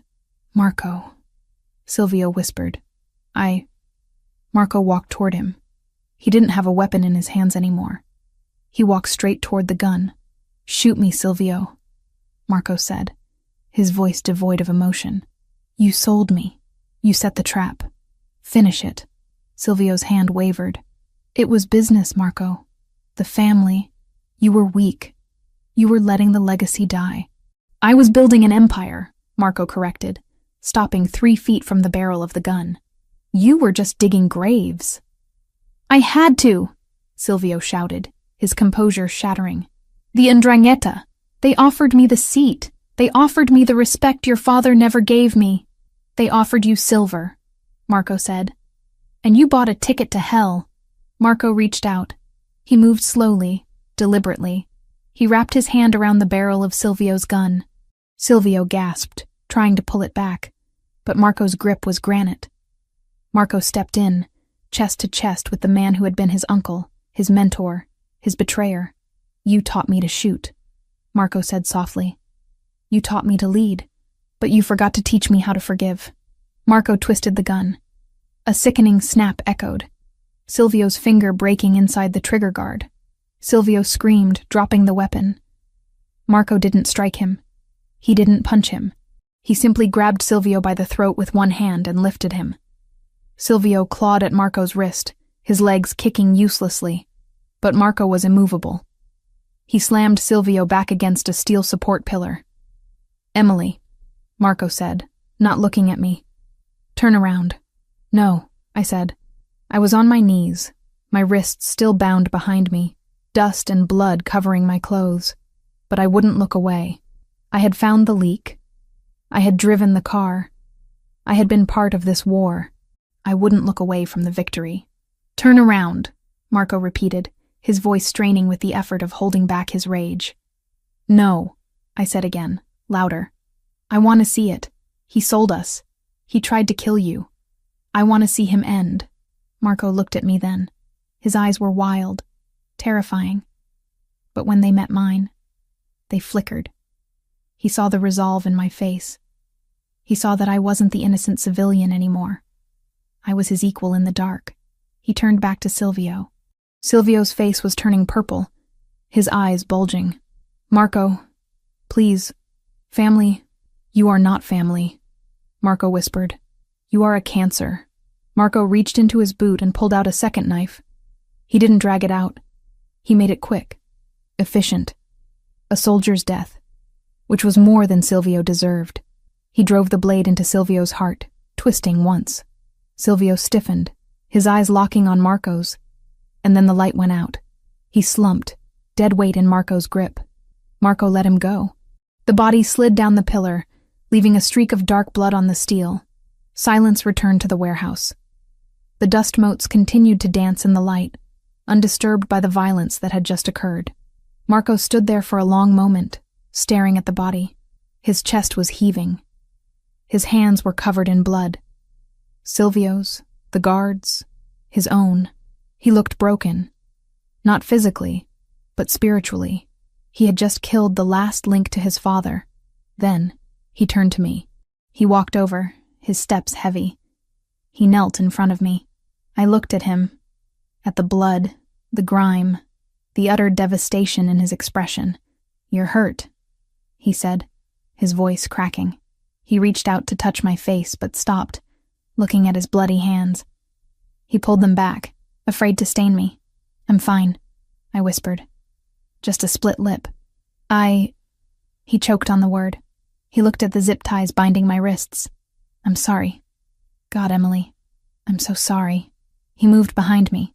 I felt the cold steel of the knife against my skin, terrified for a second, but then the plastic snapped. My arms fell free. I brought them forward, rubbing my wrists, groaning as the blood flow returned. I turned to face him. He was still kneeling, his head bowed, looking at the floor. You should run, he said, his voice hollow. Take the van. Go. Don't go back to the penthouse. Don't go to the safe house. Just go. I'll transfer money to you. Disappear. What? I stared at him. Marco, what are you talking about?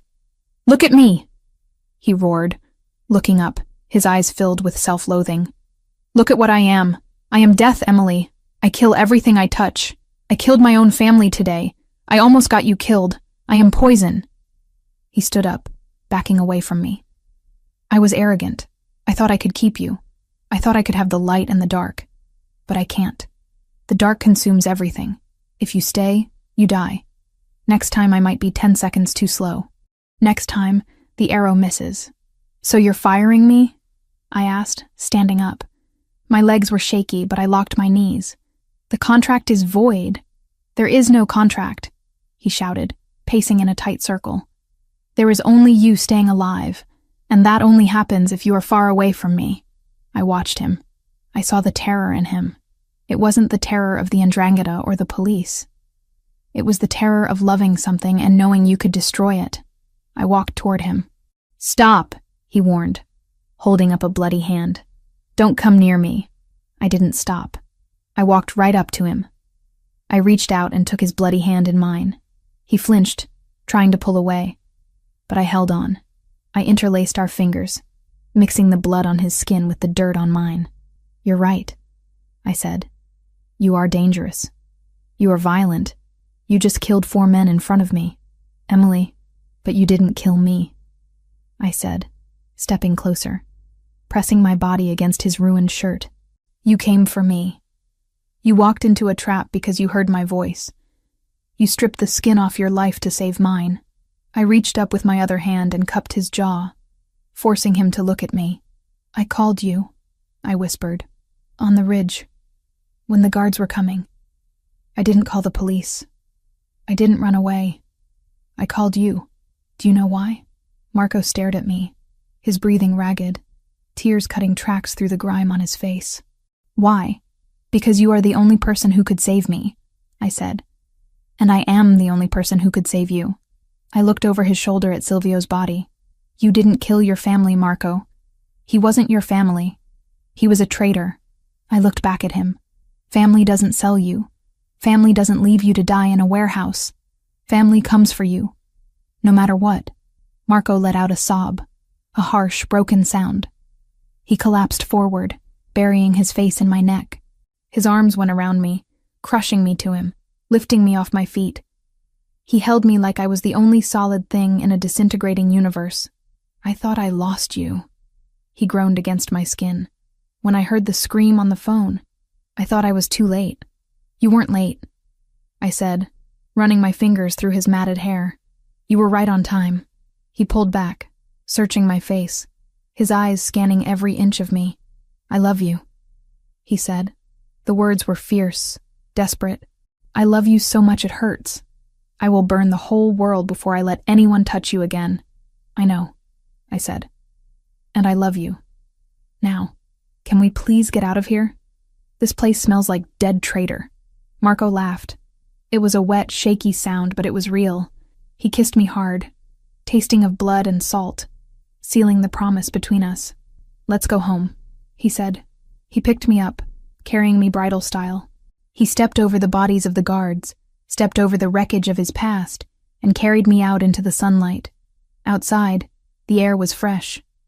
The sound of sirens wailed in the distance, the police finally responding to the chaos at the gate. But it didn't matter. We walked to the black van Silvio's men had used. Marco placed me in the passenger seat, buckling me in with shaking hands. He walked around to the driver's side. As we drove away from the docks, leaving the carnage behind, I looked at him. He was a mess. He was a killer. He was a Mafia don who had just started a war he would have to finish. But he was mine. And as I looked down at my hand, resting on the center console, still covered in the grime of the battle, I saw the diamond ring. It was dirty, scratched, but it was still there, unbroken. "Marco?" I asked quietly. "Yeah?" "We're even now," I said. "You saved me. I saved you." He glanced at me, a ghost of his old smirk appearing. "Not quite even. I think I still owe you a wedding." I smiled, leaning my head back against the seat as exhaustion finally claimed me. "Make it a big one, and make sure the security is better. For you, Piccola," he promised, taking my hand and bringing it to his lips. "I'll build a fortress," and I knew he would. 2 years. It is a strange thing to measure time not in hours of fear or days of debt, but in seasons of peace. The calendar on the wall of the kitchen, a sleek, modern thing that I had picked out to replace the austere slate that used to hang there, said it was November again. The rain was hammering against the floor-to-ceiling windows of the penthouse, just as it had on the night I first stumbled through those double doors, soaking wet and terrified. But tonight, the sound wasn't a threat. It was a melody. It was the background music to a life that I had built, brick by brick, lie by lie, and finally, truth by truth. I stood by the kitchen island, swirling a glass of deep red Barolo, watching the scene in the living room. The space had changed. The cold, museum-like quality of Marco's fortress had been softened. There were throws of cashmere draped over the leather sofas. There were fresh flowers, white lilies and hydrangeas, in crystal vases on the side tables. There were framed photographs on the mantel, proof that life existed here, not just survival. And there was laughter. Lily was sitting on the rug near the fireplace, her legs tucked under her, gesturing animatedly with a piece of garlic bread. She looked older, wiser, but the shadows that had haunted her eyes 2 years ago were gone, replaced by the bright, unburdened spark of a young woman who had the world at her feet. So then Professor Holloway said my thesis on moral ambiguity in Renaissance literature was disturbingly insightful, Lily said, grinning. I told him I had good inspiration. Marco, sitting in his favorite armchair with a relaxed posture that would have been impossible for him 2 years ago, chuckled. He wasn't wearing a suit. He was wearing a charcoal sweater and dark jeans, looking less like the capo of New York and more like a man enjoying a Sunday dinner. Disturbingly insightful, Marco mused, taking a sip of his wine. I like that. Perhaps we should hire this Holloway. We need better writers for the press releases. Don't you dare corrupt my professors, Marco, Lily teased, throwing a crust of bread at him. He caught it with a reflex speed that was the only betraying sign of who he really was. He smiled, a genuine expression that reached his dark eyes. I don't corrupt, Lily. I facilitate. I watched them, a lump forming in my throat. This was the promise kept. This was the reason I had walked into the fire. Lily was graduating next week, top of her class, with a job offer from a publishing house in London already on the table. She was safe. She was happy. She knew that Marco was in construction and private security, and while she wasn't stupid, she knew there was grit beneath the polish. She didn't know the blood. She didn't know about the warehouse. She didn't know about Silvio. She didn't know that the man joking with her had killed to keep her sitting on that rug. Emily, come save me, Lily called out, spotting me. Marco is trying to convince me that Machiavelli is a romantic. He is, I said, walking over and resting my hand on Marco's shoulder. I felt him lean into my touch instantly, his hand coming up to cover mine, grounding himself. If you view power as a love language, which he does. Terrifying, Lily laughed, standing up and brushing crumbs from her skirt. But I actually have to run. The girls are throwing a pre-graduation mixer at the Ecstatic, and if I'm late, Sarah will kill me. Marco stood up. The driver's downstairs. Tony will take you. I can take an Uber, Marco. Lily sighed. The eternal argument.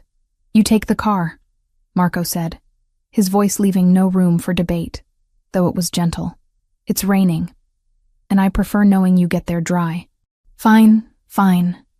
She rolled her eyes, but she walked over and hugged him. Thank you for dinner, and for everything. The tuition, the apartment. I know I don't say it enough. Marco hugged her back, stiffly at first, then patting her back awkwardly. He still wasn't used to innocent affection, but he was learning. You earned the grades, Lily. I just paid the bills. She pulled away and turned to me, squeezing me tight. I'll see you guys at the ceremony? Front row, I promised, kissing her cheek. Be safe. Text me when you get there. Rule number 2. She mimicked my voice with a grin. Total transparency. I know. We watched her leave. The heavy door clicked shut, sealing the silence back inside the penthouse. But it wasn't the heavy, oppressive silence of before. It was a warm, shared quiet. Marco let out a long breath, running a hand through his hair. She talks a lot. Is that normal for 21-year-olds? She's happy, Marco, I said, walking around to face him. She's allowed to talk. London, he muttered, picking up his wine glass again. It's far. We don't have a strong presence in London, which is exactly why it's perfect, I said, taking the glass from his hand and placing it on the table. She gets to be Lily Foster there, just Lily, not the sister-in-law of the Ravellini family. It's what we wanted. He looked at me. his eyes searching mine. Is it? You're going to miss her. I will, I admitted, but I have plenty to keep me busy here. I walked over to the side table and picked up a sleek black tablet. I tapped the screen, bringing up the quarterly reports for the Ravellini Foundation and the construction holdings. Speaking of busy, I said, shifting into the mode that had defined the last 2 years of my life. I went over the projections for the waterfront redevelopment. The unions are happy with the new contracts, but the cement suppliers are trying to gouge us on the price per ton. I flagged 3 invoices that don't match the agreed rates. Marco smirked, the predator surfacing just beneath the domestic surface. The Grecos trying to skim off the top? The Grecos, I confirmed. I already drafted a response holding payment until they rectify the billing errors. I also audited the charity gala expenses. The event planner was padding the catering budget by 15%. She's been fired, and I hired a new vendor who is vetted and actually knows how to make a risotto. Marco shook his head, looking at me with a mixture of awe and amusement. You fired the event planner? I tolerate theft from our enemies, Marco, I said, stepping closer to him, tapping his chest with the tablet. I do not tolerate theft from our own payroll. We run a tight ship. That's how we stay legitimate. That's how we stay safe. Legitimate. He repeated the word, tasting it. 2 years ago, legitimate had been a mask. Now, it was 70% of the reality. With Silvio gone and the 'Ndrangheta war settled in a bath of blood that I tried not to think about, Marco had consolidated power. But under my guidance, he had pivoted. We still had the shadows. There were always shadows.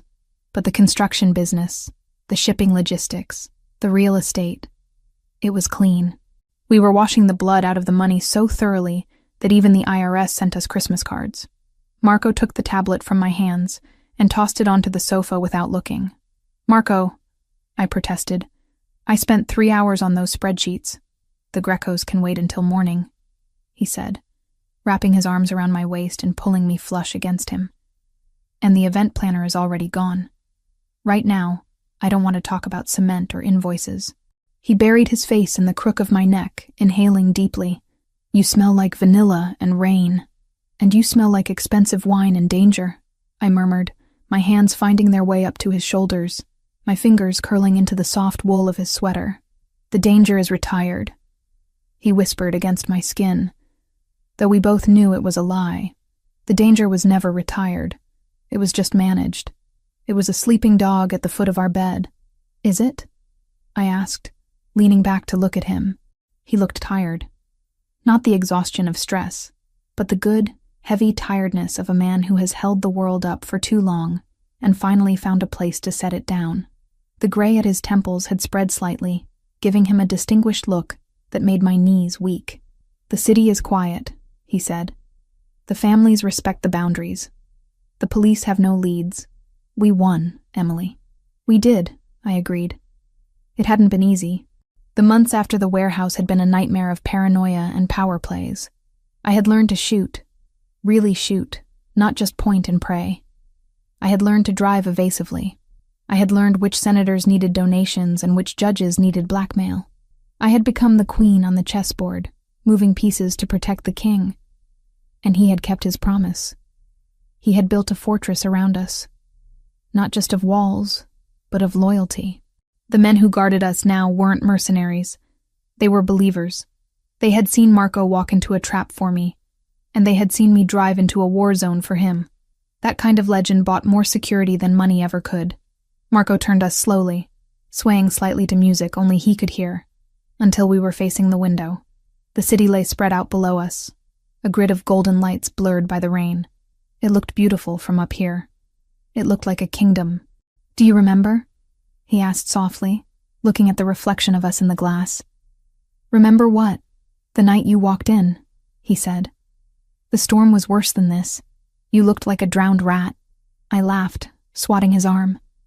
I looked mysterious and tragic, thank you very much. You looked terrified, he corrected, his voice dropping. And beautiful. The most beautiful thing I had ever seen. I was sitting in that chair, thinking about how I was going to kill Silvio, thinking about how the walls were closing in. And then you walked in and started dancing to that terrible R&B song. I groaned. hiding my face in his chest. Please, let's never mention the dancing again.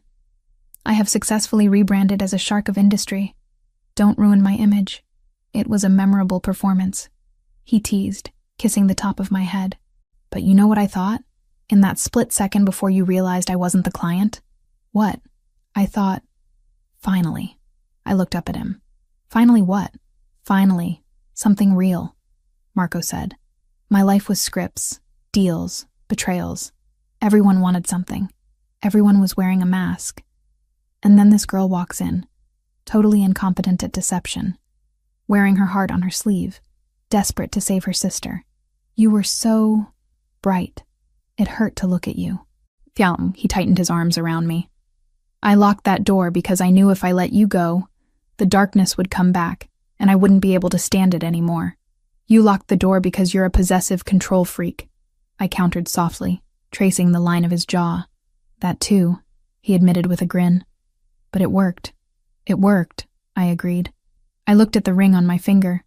We had replaced the original engagement ring, the one that had been a prop, with a simple gold band on our wedding day a year ago.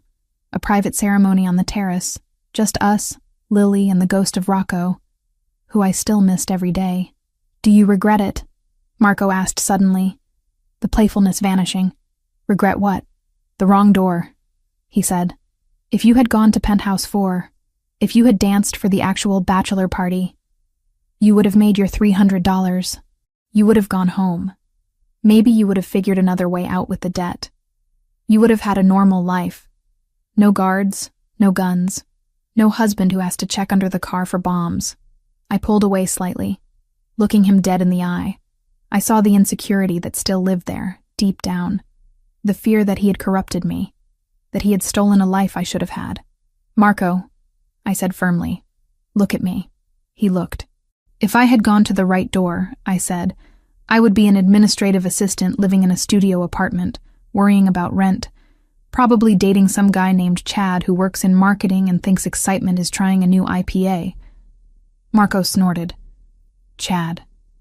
I would be safe, I continued. I would be normal, and I would be bored out of my mind, and I would be alone. I took his hand, the hand that had killed men, the hand that had signed treaties, the hand that held me when I had nightmares about the crash. I didn't want normal, I told him. I wanted this. I wanted a partner who would burn the world down for me. I wanted to feel like I mattered. Not just to a company, but to history, to us. I turned back to the window, pulling him with me so his chest was against my back again. Besides, I added, watching the rain streak down the glass, I'm pretty sure Chad wouldn't have bought me a construction company for my birthday. It's a holding company, Marco corrected automatically. For tax purposes. Romantic, I whispered. He kissed the side of my neck, sending shivers down my spine that had nothing to do with the cold. I try. We stood there for a long time, watching the storm. The world outside was chaotic, messy, and dangerous. There were still enemies. There were always enemies. The Ndrangheta was quiet, but snakes always grew back their heads eventually. The police were watching, waiting for a slip-up that I would never give them. But inside, the air was warm. The fire was crackling. My sister was safe in a car heading toward her future. My husband, the monster, the king, the love of my life, was holding me like I was the most precious thing in his vault. Hey, Marco? I asked. Do you think the staff is gone for the night? He lifted his head, listening. Maria left an hour ago.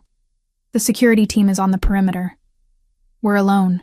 I turned in his arms, looping my hands around his neck, pulling him down until our lips were inches apart. I felt the change in him instantly, the shift from reflective to hungry.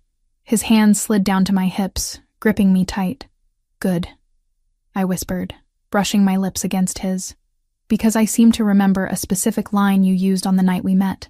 Marco's eyes darkened, the gold flecks burning in the depths of the black. He knew exactly what I was talking about.